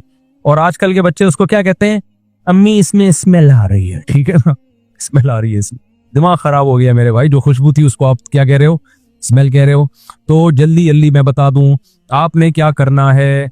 मैं ना अब सेहत की चीजों को लेकर आऊं मैं, ओवरऑल तो आप जो डॉक्टर से ही राब्ता करेंगे, लेकिन कुछ तो बुनियादी चीजें हैं। लोग बहुत डरते हैं कि हम ही नहीं कर सकते। मैं तो अभी मैंने आज सारा दिन बैठ के खशखाश कूटी है, सारा दिन तो नहीं कहना चाहिए, 2 घंटे खशखाश को मैंने क्या किया है, बोलते क्यों नहीं, कूटा है बैठ के 2 घंटे। इतना मेरे पास टाइम है नहीं, आज निकाला है मैंने, बहुत दिनों से पड़ी हुई थी। वजह उसकी है कि आपको अपनी सेहत का ख्याल करना है। तो खशखाश जो है ना, खशखाश को आप कूटें, एक बहुत बड़े माहिर हकीम है, उन्होंने मुझे नुस्खा बताया था और ये बहुत फायदेमंद है। खशखाश को आप कूट के ना उसका दूध निकालें, वो निचोड़ते हैं ना, दूध निकलता है उसका। अब मैं पूरा नहीं बता रहा नुस्खा कि मुझे चिबला हकीम समझना शुरू कर दें आप लोग। और नारियल का पानी निकालो आप, और पिस्ता और ये बादाम शदाम, ये 2-4 चीजें ये अपने खर्चे पे खा लिया करो, ज्यादा फ्री होने की जरूरत नहीं है। इसमें यहाँ मैं रेसिपीज नहीं बताऊंगा। तो अच्छा, एक रेसिपी मैं बता देता हूँ, जो बहुत ही बारीक लौंडे लपाड़े हैं ना, कराची के गुटके वाले, उनके लिए अभी बताऊंगा तो बात बहुत लंबी हो जाएगी। उनके लिए मैं एक रेसिपी बताऊंगा देसी, क्योंकि वो तजर्बा है, वो कुछ मेवा जात हैं, वो मैं बना के बताऊंगा इंशाल्लाह। तो वो जितने बारीक बारीक लौंडे लपाड़े हैं ना गुटके की वजह से, या वैसे ही उनकी एक्सरे रिपोर्ट कमीज उतारते ही पसलियां नजर आती हैं, वो नुस्खा इस्तेमाल करें, इंशाल्लाह हट्टे कट्टे हो जाएंगे। वो बहुत जबरदस्त चीज है। वो मुझे बताई थी जब मैं 18 साल का, मैं बहुत बारीक था, बहुत बारीक। तो मुझे एक हकीम ने बताई थी वो, और वो उसमें कोई नुकसानदेह चीज नहीं है, बहुत जबरदस्त चीज है वो। बहुत सेहत अच्छी हो जाएगी, बाल घने हो जाएंगे आपके स्किन बड़ी जबरदस्त हो जाएगी, और जो है आपका दिमाग बहुत मुअत्तर हो जाएगा। तो वो कभी रेसिपी इंशाल्लाह बताऊंगा मैं। वो व्लॉगिंग, ये चीजें हमने व्लॉगिंग के लिए, ताकि हमारा मजहबी चैनल जो है ना वो खराब ना हो उन चीजों, ठीक है ना। अब मजहबी चैनल में हमारे जनाब तकरीरें आ रही हैं, ये और फिर देसी घी बनाने का तरीका भी आ रहा है, तो अच्छा नहीं लगता। हमने कहा यार ये चीजें इस चैनल से अलग करो, देसी घी भी। तो खैर, तो आपने क्या करना है, चर्बी को पिघला के घी निकाल लो, ठीक है ना। सोराबकोट जाओ, वहां से दुबई की खाली चर्बी भी मिल जाती है, तो चर्बी को पका लो आप, ऐसा बेहतरीन। और फिर किसी को बताओ नहीं कि चर्बी है, खिला दो उसको, खाता रहेगा, उसको पता ही नहीं होगा कि ये चर्बी खा रहा हूं मैं, ज्यादा मजा आएगा उसको खाने में। तो आप देखो, अगर आपने चीनी कम कर दी अपनी जिंदगी से, और रोटी चावल खत्म ना करो, कम कर दो, खत्म ना करो बल्कि क्या कर दो, कम कर दो। अच्छा, एक बात में, जब आप रोटी चावल कम करोगे ना तो आपको कमजोरी महसूस होगी। मुझे इस सवाल का कहीं जवाब नहीं मिलता था कि यार हम जब रोटी चावल कम खाते हैं तो वीकनेस महसूस होती है, कमजोरी महसूस होती है, ऐसा लगता है कि जिस्म में कमी है। तो फिर हम दोबारा खाना शुरू कर देते हैं कि हम अपने आप को कमजोर क्यों करें। फिर मुझे एक डॉक्टर के पास से इसका जवाब मिला। मैंने बीबीसी का जो मेडिकल साइंस का पेज है उस पर भी देखा ही है। बीबीसी में तो बड़ी मुस्तनद, अक्सर 99% तो बड़ी मुस्तनद रिपोर्टें आती है मेडिकल साइंस के हवाले से। वहां से भी तस्दीक हुई, उन डॉक्टर से भी। होता यह है कि मीठे की ना इंसान को ऐसे आदत पड़ती है जैसे चरस की आदत। मीठे को नशा डिक्लेयर किया है डॉक्टरों ने, ये एक नशा है। जब आप मीठा खाते रहते हो ना, तो जब आप छोड़ते हो तो आपको जैसे कोई चरस पीता रहे, या चाय का आदी हो, कॉफी का आदी हो, जब छोड़ता है तो बॉडी में कमी महसूस होती है ना। उसका दिल चाहता है मैं चाय पीऊं, उसका दिल चाहता है मैं कॉफी पीऊं। तो वो जो दिल चाह रहा है वो बॉडी में कोई कमी नहीं है, वो आपके दिमाग की क्या है, वो दिमाग की सोच है, दिमाग को आदी बना दी है। तो हमारी जो खोपड़ी है ना, ये मीठे की आदत इसको हो जाती है। अब हम रोटी में, चूंकि रोटी में निशास्ता बहुत ज्यादा है, चावल में निशास्ता बहुत ज्यादा है। जब आप रोटी चावल छोड़ते हो ना तो आपको शुगर की कमी महसूस होती है, आपका दिल चाहता है मैं खाऊं। उसका वो कमजोरी नहीं है, वो एक एडिक्शन है, वो आदत है, एडिक्ट हो चुके हैं आप उसके। उसका हल ये कि आप छोड़ दें। चंद दिन तक जब नहीं खाएंगे ना तो वो फीलिंग खत्म हो जाएंगी आपकी। अब मैंने अक्सर देखा है जो लोग खाने के बाद मीठा खाते हैं ना, मीठा लाजमी कस्टर्ड और वो ये सब खा रहे होते हैं, वो कहते हैं यार हमें तसल्ली नहीं होती जब तक खाने के बाद हम आइसक्रीम ना खा लें या जर्दा ना खा लें या मीठा ना खा लें, हमें जिस्म में कमी महसूस होती है। तो वो कमी नहीं होती, वो आपको चूंकि लत पड़ चुकी है तो दिमाग बार बार ऑर्डर दे रहा होता है कि भाई बॉडी में किसी चीज की कमी है, तो वो कमी होती नहीं है, बॉडी में कोई कमी नहीं होती, दिमाग खराब हुआ होता है। उसके हल ये है कि छोड़ दो, थोड़े दिनों तक छोड़, 21 दिन एक लमसम एक टाइम है, 21 दिन तक आपने छोड़ दिया तो फिर वो बुरी लगने लगेगी आपको। फिर आप मीठा जिस दिन खाओगे आपको लगेगा बॉडी में मीठा क्या हो गया है, ज्यादा हो गया, तो सेट हो जाओगे आप। मैं इसकी एक मिसाल देता हूं, उससे इंशाल्लाह बात समझ में आएगी। आप लोग परेशान तो नहीं हो रहे कि मुसाब क्या किससे लेके बैठ गए, फायदे की बातें हैं ये बस करके फिर मैं सवाल जवाब की तरफ बात। मैंने एक दफा क्या किया, 8-10 साल पुरानी बात है, कोल्ड ड्रिंक शुगर फ्री पी ली। मुझे किसी ने कहा शुगर फ्री कोल्ड ड्रिंक पीनी चाहिए। मैंने जब sugar free cold drink P है तो मुझे इतनी ज्यादा तलब हुई ना थोड़ी देर में शुगर वाली कोल्ड ड्रिंक की, मुझे लगा मुझे शुगर की कमी हो गई है, तो मैं गया बाकायदा स्प्राइट शुगर वाली लेके आया, मैंने पी है, फिर मुझे तसल्ली हुई है। अब मैं परेशान हो गया ये हुआ क्या है मेरे साथ, तो मैंने किसी डॉक्टर को बताया। डॉक्टर ने कहा असल में आपने जब भी कोल्ड ड्रिंक पी है हमेशा शुगर वाली पी है ना, तो इस दफा जब शुगर फ्री पी है तो दिमाग ने कहा कि वो गलत हुआ है, कोल्ड ड्रिंक तो मिल गई है, चीनी नहीं पीता तो कुछ भी नहीं होता, नहीं पीता तो कोल्ड ड्रिंक पीने का दिल थोड़ी चाहता, लेकिन जब शुगर फ्री पी है तो दिमाग ने कहा आधा काम हुआ आधा रह गया है। तो ये आदत पड़ती, शुगर की कमी नहीं हुई थी, कोई कहीं भी कमी, अगर कमी हुई होती तो कोल्ड ड्रिंक पिए बगैर भी दिल चाहना चाहिए ना, दिल तो नहीं चाह रहा था वैसे ही पी ली हमने। तो शुगर जिसको खाने की आदत हो जाए ना तो उसके लिए शुगर छोड़ना बड़ा मुश्किल काम होता है। तो उसका हल ये कि 21 दिन तक बिल्कुल परहेज करो। 4-6 दिन दिमाग खराब होगा, बार बार दिल चाहेगा वहां से 6 लड्डू वहां से खा लूं, 4 रसगुल्ले वहां से उठा लूं, ये बर्गर फोड़ दूं, ये पिज्जा फोड़ दूं। तो चंद दिन अल्लाह का नाम लेके सब्र कर लो, उसके बाद इसकी आदत खत्म, उसके बाद फिर जिंदगी का मजा आना शुरू हो जाएगा। ऐसा जिस्म हल्का फुल्का, जो खाओगे ठा करके बॉडी को लगेगा। हमारे नबी सल्लल्लाहु अलैहि वसल्लम की खुराक तो देखो यार, शुगर तो थी नहीं ना खुराक में, कहाँ थी शुगर, एक वक्त खजूरें खा ली तो 24 घंटे तक फिर कुछ खाया ही नहीं। अब तो सुबह भी पराठे फोड़ रहे हैं, दोपहर भी चावल रोटी, रात को भी चावल और रोटी भर भर के। एक रोटी में पता नहीं कितने चम्मच चीनी होती है जो हम एक रोटी खाते हैं, इतनी शुगर है उसके अंदर। तो आप अगर चाहते हो ना कि जवान हो जाओ दोबारा, तो आपको शुगर को अपनी जिंदगी से, बोलो मैं नहीं कह रहा 100% निकालना पड़ेगा, कम करना पड़ेगा। आप अभी तो निकाल दो, बिल्कुल आदत खत्म करो, फिर थोड़ी थोड़ी इस्तेमाल करना, इतनी जितनी जरूरत है बॉडी को। तो ये शुगर निकाल दो और कुकिंग ऑयल निकाल दो, तो उससे फायदा ये होगा कि फिर जो खा रहे हो ना वो बॉडी का हिस्सा बनेगा। समझते हो, रह क्या जाएगा फिर आपको, फिर क्या खाए फिर जब शुगर भी निकाल दी और आपने कुकिंग ऑयल भी निकाल दिया तो रह क्या गया, जो रह गया सब खाओ। और अजीब बात आपको बताऊं, ये जो चीनी है ना, चीनी आप 2 गिलास गन्ने का रस पी लो, इसमें इतनी चीनी नहीं होती। ये जो रिफाइंड चीनी है ना, ये टोटल शुगर ही शुगर है। अगर मीठा खाने का दिल किया करें ना तो साफ सुथरा किसी गन्ने वाले से, साफ सुथरा होता नहीं है लेकिन कहीं मिल जाए तो पी लिया करो, उससे इतना मसला नहीं होता। गुड़ खाने से भी इतना मसला नहीं होता, क्योंकि गुड़ में शुगर भी है, बहुत सारे मिनरल्स भी है गुड़ के अंदर, बहुत सारी चीजों का मजमूआ है गुड़। ये जो शुगर हम खा रहे हैं ये तो टोटली है ही शुगर ना, इसमें तो शुगर के अलावा कुछ भी, 1 चम्मच भी बहुत है। तो अगर शुगर नहीं छूटती ना आपसे, ही नहीं मीठा, तो कम से कम चीनी से ही अवॉइड कर लो, करेगा कोई भी नहीं। मैं खुद अभी जाके तो पता नहीं क्या फोड़ पाड़ दूं जाके। बातें अच्छी करनी चाहिए बाहर इंसान को, लेकिन मेरी खुराक बहुत कम है। कभी आप मेरे साथ सफर करें ना तो मैं खाने पीने की बातें ज्यादा करता हूँ, खाता अल्हम्दुलिल्लाह बहुत। अगर कभी मुझे आप फोड़ते हुए देखें, मुफ्ती साहब दबा के फोड़ के खा गए ना इतने पराठे, तो समझ लो कि 2 टाइम से खाया हुआ नहीं है, 2 टाइम खाया हुआ नहीं है। तो एक ही टाइम पे हम तबीयत से फोड़ते हैं, उसके बाद फिर खाते वते। अच्छा, दूसरा, जब मैं तबीयत से फोड़ता हूँ तो फिर एक्सरसाइज भी तबीयत से करता हूँ। जब मैं देखता हूँ मेरा वजन बढ़ रहा है, अव्वल तो मेरा वजन खुदा की तरफ से कोई गॉड गिफ्टेड है, बढ़ता ही नहीं है। इतने पराठे अगर आप लोग फोड़ना शुरू कर दो ना, आप तो धमाके के साथ फटफटा के खत्म हो जाओ। तो मैं जिस तरह से पराठे नहीं छूटते भाई, इतनी भी सेहत की फिक्र नहीं हो कि आदमी जिंदगी की लज्जतों से ही हाथ धो बैठे ना, तो पराठे तो हमारा बाप भी खाएगा। और इतना भी थोड़ी सेहत का ख्याल करना है कि बहुत ही ज्यादा खा, इतना भी यार आदमी, तो थोड़ा सा ख्याल जरूर करो। एक टाइम पे बदपरहेजी कर ली तो दूसरे टाइम पे थोड़ा ख्याल कर लिया, इस तरह से करो। तो आपको जो है ना ये ख्याल करना पड़ेगा। हमारे यहाँ लोग इसको सवाब समझते हैं कि पिज़्ज़े तो सवाल ही पैदा नहीं होता, हम एक निवाला भी कोई हमें खिला दे। मैं बड़ी बड़ी दावतों में जाता हूँ, इतने बड़े बड़े पिज़्ज़े ला के रख देते हैं मेरे सामने, मैं नहीं लेता। तो अब तो मैंने पॉलिसी बनाई है, फिर मैं कहता हूँ किसी के बाप में दम है 2 निवाले खिला के दिखाए, हमारा भी मुकाबला है। जाओ भाई, ये ढीठ बने बगैर गुजारा नहीं है। मैं तो ऐसा मैदे का मरीज बन गया था ना, लोगों की मोहब्बतों की भेंट चढ़ावा हूं मैं। उसके यहाँ जाओ, वो मोहब्बत में छेने वाले उसने खिला दिए, उसके यहाँ गए मोहब्बत में चाय पिला दी, उसके यहाँ गए मोहब्बत में समोसा खिला दिया, उसके यहाँ गए मोहब्बत में केक खिला दिया। उसके बाद जो मेरी एसिडिटी होती थी और मैं रातों को तड़पता था, मैंने इलाज कराया, 1 महीना मेडिसिन लिए, उसके बाद जाके मेरा पेट सही हुआ है।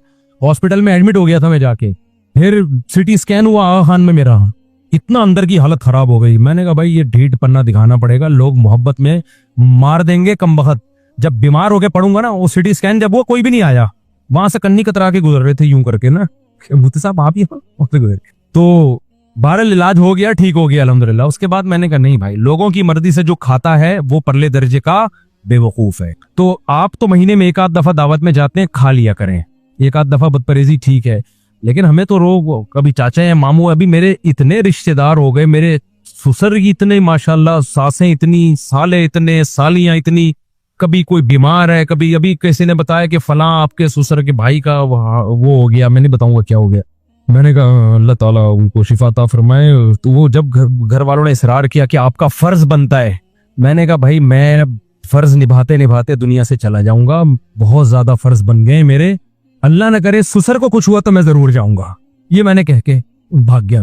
मैंने कहा अल्लाह ससुर साहब को सेहत दे, उनको कुछ हुआ तो फिर मैं जरूर जाऊंगा। अब ससुर के भी रिश्तेदार, उनके भाई, उनके मामू, उनके चाचे, मैंने कहा फिर जिसका एक ससुर होता है उसके लिए तो ठीक है, जिसके इतने सारे ससुर, इतनी सारी सासें हो, तो बस सास ससुर के हुकूक तो मैं अदा कर सकता हूँ। आगे सास की भांजी है, सास की कजन है, वो लोग तो कर रहे होते हैं, करना चाहिए। मैंने कहा ये मैं अफोर्ड नहीं कर सकता। तो अब हमने ढीठ पना, ये अनाउंसमेंट भी समझ लें, दावत पे आप जरूर बुलाएं, खाने पर मजबूर न करें। हम खाएंगे अपनी मर्जी से, जितना खा लिए ठीक है, नहीं तो बस बैठे रहेंगे। इसके बगैर नहीं हो सकता, मर जाता भाई मैं थोड़े दिनों में, अभी तक इंतकाल हो चुका होता मेरा। तो ये हिदायत है, उस पर अमल करें आप लोग। टेस्टोस्टेरोन लेवल इंशाल्लाह बूस्ट करेगा। अगर देखो अल्लाह ने मर्द को ये सलाहियत दी है, आदमी जल्दी बूढ़ा नहीं होता। खवातीन ये बात सुन के बहुत गुस्से में आ जाती हैं। बुढ़ापा मर्दों की बीमारी नहीं है, बुढ़ापा खवातीन में आता है, बहुत मादरत के साथ। बुढ़ापा औरत में बहुत जल्दी आता है, मर्द थोड़ी। हमारे शेख हजरत मुफ्ती रशीद अहमद साहब रहमतुल्लाह अलैह के वालिद ने 90 साल में दूसरी शादी की, औलाद भी हुई उनके, समझते हो? तो क्या वो क्या खाया करते थे? वो क्या बहुत ताकत की दवाएं खाया करते थे? कुछ भी नहीं, नॉर्मल ग़िज़ाएं थी उन लोगों की, और खुश रहते थे, टाइम पे सोते थे, टाइम पे उठते थे। तो अच्छी सेहत के लिए नॉर्मल नेचुरल लाइफ गुजारो, फिटफाट रहोगे। तो मैं नहीं कह रहा 90 साल तक आप जवान रहोगे, लेकिन मर्दों को इतनी जल्दी बुढ़ापा नहीं आता। आजकल जो बुढ़ापा आ रहा है ना, 40-40 साल के लौंडे लपाड़े बेकार हो चुके हैं, बिल्कुल बिल्कुल बर्बाद हो चुके हैं। इतनी इतनी बीमारियां लगी हुई हैं। उसकी बड़ी वजह यही है कि खुराकें सही नहीं रही हैं, हमारी खुराकें ठीक नहीं है, लाइफ स्टाइल ठीक नहीं है। 2 चीजें ठीक कर लो तो आप खुश भी रहोगे और जवान भी रहोगे। तो अच्छा भाई, नमाज जनाजा के दोनों सलाम के बाद दोनों हाथ लटका लेने चाहिए। हाथ सखी हसन चौरंगी पर एक बड़ी जामा मस्जिद है, इसमें जुम्मे के दिन सर्विस रोड में भी गलत पार्किंग कर भाई। वो मस्जिद वालों को जाके बोलो, जिस मस्जिद का केस है ना उनको जाके बोलो ना, उस मस्जिद में कुछ गलत हो रहा है तो मुझे क्यों बता रहे हो? वहां जाके इमाम साहब को बोलो ये क्या कर रहे हैं, पार्किंग की जगह नहीं है, लोग गलत पार्किंग कर रहे हैं। रबीउल अव्वल शुरू हो गया। अच्छा, कल कहीं से गुनगुनाने की आवाजें आ रही थी, चल रहा था, किसी ने मोबाइल पे लगा हुआ। मैंने कहा ये कौन सा कोई माइकल जैक्सन का नया वॉल्यूम? उन्होंने कहा रबीउल अव्वल पे डांस हो रहा है। वाकई कल दफ्तर में ना किसी ने कोई वो लगाई यूट्यूब पे या कोई इंस्टाग्राम पे कुछ लगाया, तो मैंने कहा क्या हो गया, कोई माइकल जैक्सन का नया वॉल्यूम है क्या है? तो उन्होंने कहा रबीउल अव्वल की खुशी में डांस हो रहा है किसी इलाके में। अस्तगफिरुल्लाह यार, इनको देखो। तो शुक्र है माइकल जैक्सन जिंदा नहीं है, वरना बहुत से लोग जाके माइकल जैक्सन को कहते यार कुछ हमारे लिए भी कभी कुछ गा लो यार, ठीक है ना, एक डांस हमारे लिए भी हो जाए। सहाबा के दौर में रबीउल अव्वल कितनी दफा आया यार, कहीं भी नहीं मिलता हमें कुछ उन्होंने इस तरह के कोई प्रोग्राम किए हो। मेरा सवाल ये कि वो रबीउल अव्वल के बारे में इतना हल्का लिखा हुआ है, जो रात का खाना ना खाए तो क्या वो जल्दी बूढ़ा होगा? बिल्कुल गलत है। रात को तो जितना खाली पेट सोओगे उतना अच्छा है। बच्चों के लिए रात का खाना जरूरी है, बच्चों का पेट भरा हुआ होना चाहिए। बच्चों के उसूल ही कुछ और हैं। जब आप 30 साल के 25 साल के हो तो रात को पेट, जब एक ग्रोथ का टाइम आपका कंप्लीट हो गया ना, 23 साल में डॉक्टर लोग कहते हैं कि बस जितना बढ़ना था वो आप बढ़ गए, अब मजीद बड़े नहीं होंगे। तो अब क्या है कि आप सुबह खाएं बादशाहों की तरह, दोपहर खाएं मालदारों की तरह, और रात खाएं फकीरों की तरह। और जो माहिरीन है ना, ये जब मैं रिपोर्ट पेश करता हूं तो 1-2 डॉक्टरों की तहकीक नहीं होती, समझ रहे हो, बहुत सारे डॉक्टरों से कंफर्म करता हूं मैं फिर। और यूट्यूब पे मैं एतमाद नहीं करता कि यूट्यूब पे किसी डॉक्टर साहब ने कहा हुआ है। यूट्यूब पे सही भी है गलत भी है, बहुत कुछ उल्टा सीधा आ रहा है। जितने भी जो लोग अपनी फिजिकल फिटनेस का ख्याल करते हैं, एक्टरों को देख लो, ये लोग बड़ा ख्याल करते हैं ना कि हम बिल्कुल फिट फाट रहे हैं। 7 बजे, शाम 7 बजे के बाद खाना, ये गोया ऐसे जैसे इनके ऊपर हराम हो गया है, समझ रहे हो।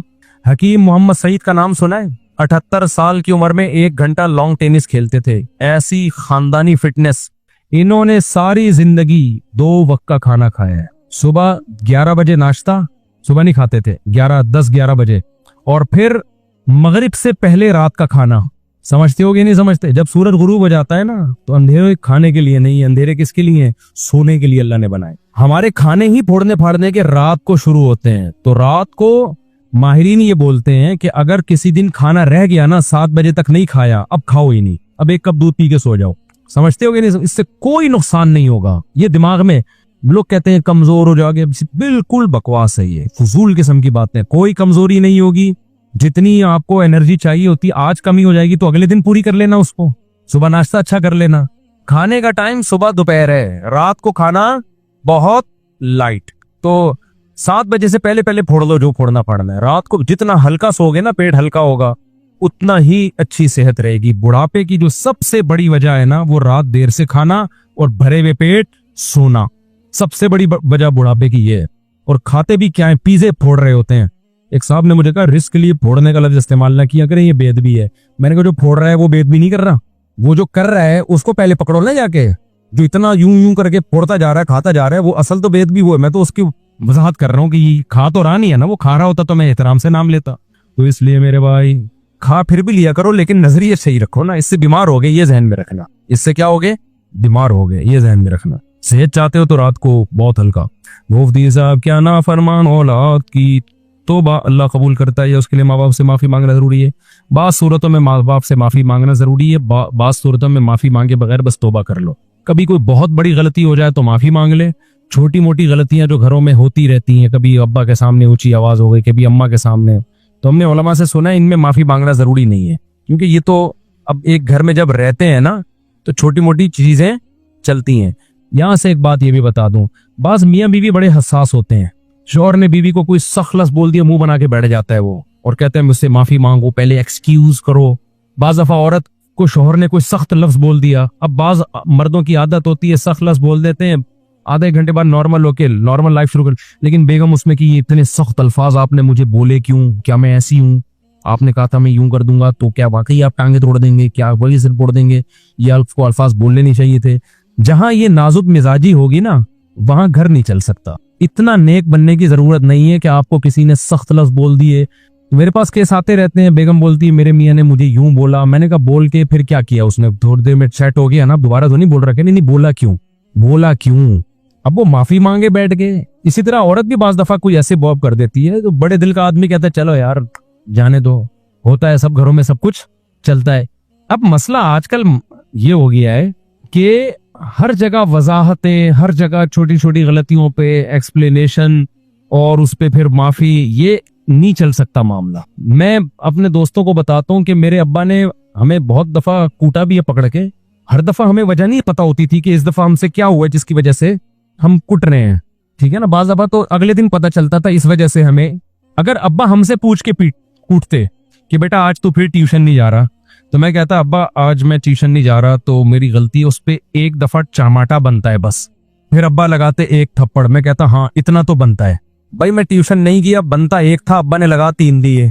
अब मैं मुंह बना के बैठ दूं यार इतनी सी गलती पे अब्बा ने 3 थप्पड़ लगा लिए, तो यार ये कैसा पागलपने की बात है ना। पहले जमाने में ऐसा नहीं होता था, टीचर ने थप्पड़ भी लगाते थे, टीचर भी, अब्बा भी, डंडे भी लगते थे। हम तो खाते थे, उसके बाद 10 मिनट बाद भूल जाते थे, फिर दोबारा खेलने कूदने में लगे हुए। आजकल की नई नस्ल इतनी नाजुक मिजाज है, अब्बा कभी डांट दें तो फिर अब्बा ने मुझे डांटा क्यों? अब्बा ने अम्मा ने 2 थप्पड़ लगा दिए तो अम्मा ने 2 क्यों लगाए थप्पड़? इतनी सी बात पे 2 थप्पड़ तो नहीं बनते। अबे ये औलाद है या बाप है? ये इतनी तफसील के साथ अगर चलेगा ना तो नहीं चल सकता। तो मैं तो कहता हूँ अगर बच्चा कह रहा है ना अब्बा 2 बनते थे आपने 1 बनता था, लगाया क्यों है? तो फिर तो बाप कह के 2 और लगाऊंगा मैं, बनता 1 था लगेगा 3। तू बाप है या हम बाप है? नहीं यार बात मेरा ख्याल है। तो बड़ों की जो इस तरह की चीजें होती है ना, ये गरीबी है भाई, उनके एहसानात बहुत ज्यादा हैं। अब उनमें आप अच्छा बॉस के बारे में ऐसा नहीं कर रहे होते लोग बॉस तो जितना मर्जी डांट देना, यस सर जी सर, यस सर जी सर करते रहेंगे, क्योंकि जॉब का मसला है। तो घर चलते ऐसे हैं कि आप में थोड़ी लचक होनी चाहिए, थोड़ा आड़ा तिरछा दाएं बाएं सब चलेगा मार्केट में। तो इसी तरह माँ बाप के साथ बदकलामी तो बिल्कुल जायज नहीं है, लेकिन कभी औलाद से गलती हो जाती है। अब अब्बा को चाहिए कि वो नहीं कि ऐसा नाजुक मिजाजी बना के बैठे हुए हैं कि मेरी औलाद ने और ये क्या कह दिया मुझे। अब देखो कि बच्चा उसकी तलाफी कर रहा है, वो दोबारा से खिदमत कर रहा है, थोड़ा सा अच्छे सलूक कर रहा है, उसको चेहरे से पता चल जाता है कि बच्चे को एहसास हो गया है, जाने दो यार उसको, ठीक है ना। तो घरों में नहीं ऐसा होता। तो इसलिए छोटी मोटी कोताहियां जहां भी होती रहती है वहां ना सॉरी होगा और ना, मुझे तो बहुत जहर लगते हैं वो लोग। बाज़ दफा हम भी दोस्त आप जा रहे होते हैं ना, जरा सी हो गई तो वो दोस्त अरे माजरत चाहता हूँ आपको, मैंने क्या दिमाग खराब, माजरत पे ज्यादा गुस्सा आ रहा है, चलता है हमने बोल दिया। वो उमर शरीफ का एक मलफूज याद रखो, उमर शरीफ का एक क्लिप देखा हमने, बचपन में देखा था फिर भूल गए थे, नेट पे दोबारा किसी ने भेजा तो याद आ गया। तो उसमें यह था कि उसकी बीवी को किसी ने छेड़ दिया, नहीं उसने भूले से किसी की बीवी को छेड़ दिया, किसी पोश इलाके में ना, कराची के, मैं नाम नहीं लूंगा, इलाके वाले गुस्से ना हो जाए, बड़ा मालदारों का इलाका था। तो उसको भूलने की बीमारी थी। बीमारी में यह था कि दूसरों की बीवी को गलती से अपनी बीवी बोल देता था वो, ये क्लिप में दिखाया गया। तो गलती से जाके किसी की बीवी को अपनी बीवी समझ के छेड़ दिया उसने। तो वो शौहर लड़ने के लिए आया और वो तेरी ऐसी की तैसी, तू यूं है। तो कहता है भाई जब तुम इतने बड़े इलाके में रहते हो तो छेड़ने छाड़ने पर तुम्हें तकलीफ क्यों होती है? ये जो पोश एरिया के लोग हैं, बड़े इलाके के लोग हैं, इनके लिए तो ये छोटी सी बात है। कह रहे हमने तुम्हारी बीवी को मुंह छेड़े तो हमारी बेगम को छेड़ दो। समझ आ रही बात?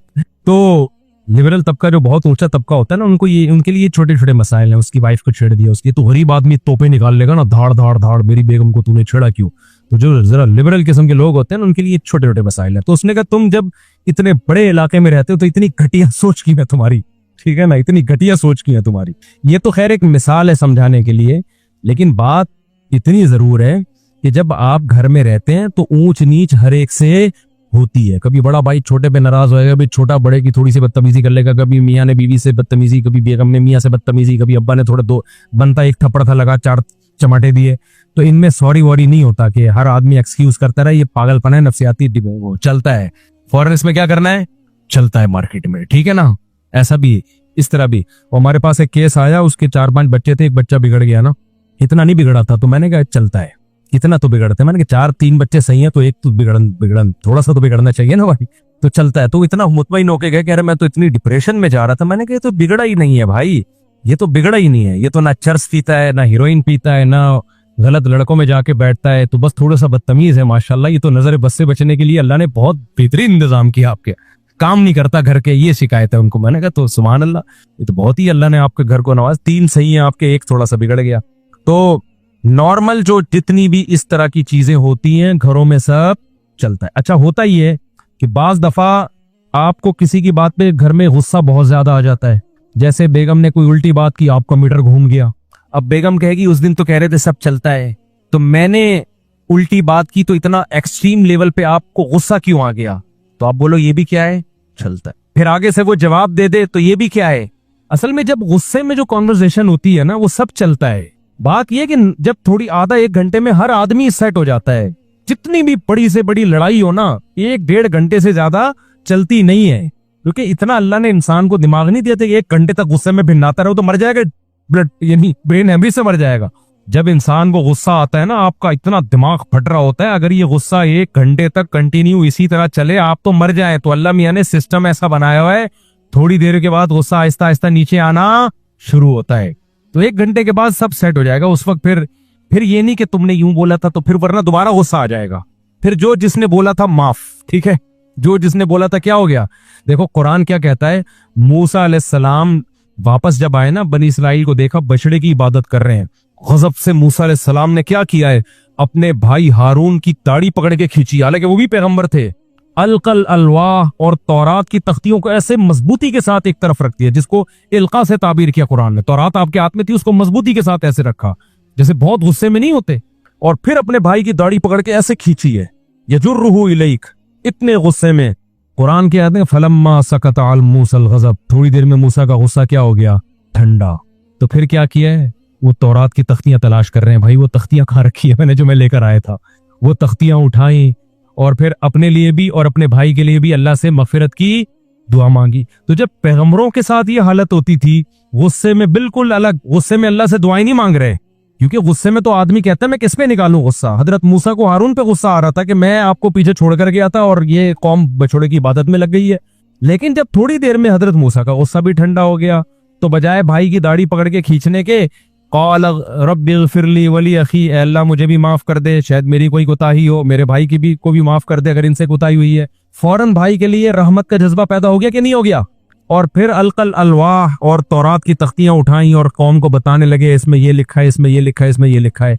तो भाई जब पैगंबरों पे भी ये कैफियत आती थी, गुस्से में कुछ और कंडीशन और नॉर्मल कुछ और, तो हम और आप किस खेत की मूली हैं? तो बेगम भी गुस्से में 2-2 फुट उछलेगी, मियाँ 4-4 फुट उछलेगा, क्योंकि वो उसको ये है कि मैं सरबराह हूं, तो ये अगर 2 फुट उछल रही है तो मेरा हक बनता है कि मैं कितने फुट उछलूं?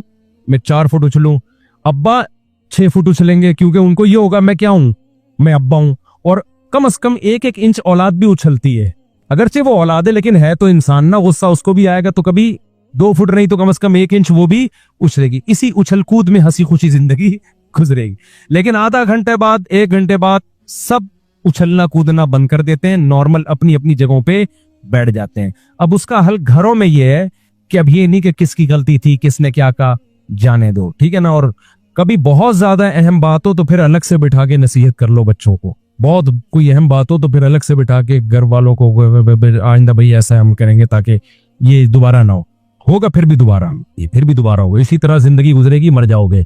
100% कहीं भी ऐसा नहीं होता कि सारे मोहब्बत से ही रहते हैं। अब तबलीगी जमात में हमने देखा, साल साल की जमातें निकलती है ना, उसमें बाज दफा आपस में इख्तलाफ शुरू हो जाते हैं, और मदरसों में हो जाते हैं, स्कूलों में हो जाते हैं, यूनिवर्सिटियों में हो जाते हैं, हर जगह हो जाते हैं। सफर में आप 4-6 आदमी जिगरी दोस्त हो, निकले 3 दिन 4 दिन 1 हफ्ता 10 दिन मोहब्बत से, 11वें दिन आप देखो पड्डा शुरू, वो उसकी बात दिल पे लेके बैठ गया, उसने मुझे ये क्यों बोल दिया, वो उसकी बात दिल, ये होता है, ये इंसान की नेचर है। तो इसमें हल यही है कि बस जाने दो, नाफरमान तौबा ऐसा करके ना, रात का खाना ना खाए तो क्या वो जल्दी बूढ़ा होगा, बता दिया मैंने रात का खाना नहीं खाओ, थोड़ा सा बस 7 बजे से पहले थोड़ा बहुत खा के सो जाओ। बाकी मैं भी इस पे अमल नहीं करता, बस बातें करने पे, ठीक है यार, नींद ही नहीं आती है रात का खाना नहीं खाओ तो।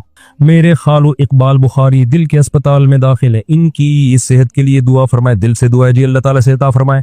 ये देखो जो दिल का बीमारी है ना, डॉक्टरों से सुना है 15 साल आप बदपरहेजी करते हो तब जाके आपका हार्ट खराब होता है, यानी अचानक दिल खराब नहीं हो जाता।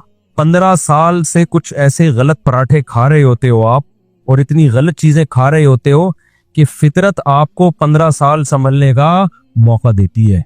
15 साल कम नहीं होते हैं। तो जिसको हार्ट अटैक हो रहा है ना, गालिब ये है कि 15 साल से बॉडी में मुसलसल कोई गलत चीज जा रही है। तो अल्लाह मियां ने हमारी बॉडी को बड़ा खानदानी, गुर्दे, हमारी किडनी इतने स्ट्रांग अल्लाह ने एक हमारी बॉडी का पार्ट बनाया है ना। मैंने किडनी स्पेशलिस्ट से सुना है कि इतना स्ट्रांग हिस्सा है ना ये बॉडी का, इसका खराब होना बहुत मुश्किल है, लेकिन हर तीसरा चौथा आदमी गुर्दे का मरीज है। इसका मतलब इतना स्ट्रांग होके भी कुछ इतनी गलत चीजें मुसलसल बॉडी में डाल रहे हैं कि गुर्दे फेल हो जाते हैं। तो अल्लाह मियां ने बहुत खानदानी हमारी बॉडी बनाई है, हम उसको जुल्म ज्यादती कर करके मुसलसल टॉर्चर करते हैं हम उसको, तब जाके इसका बेड़ा गर्क होता है। अच्छा भाई, अगर बता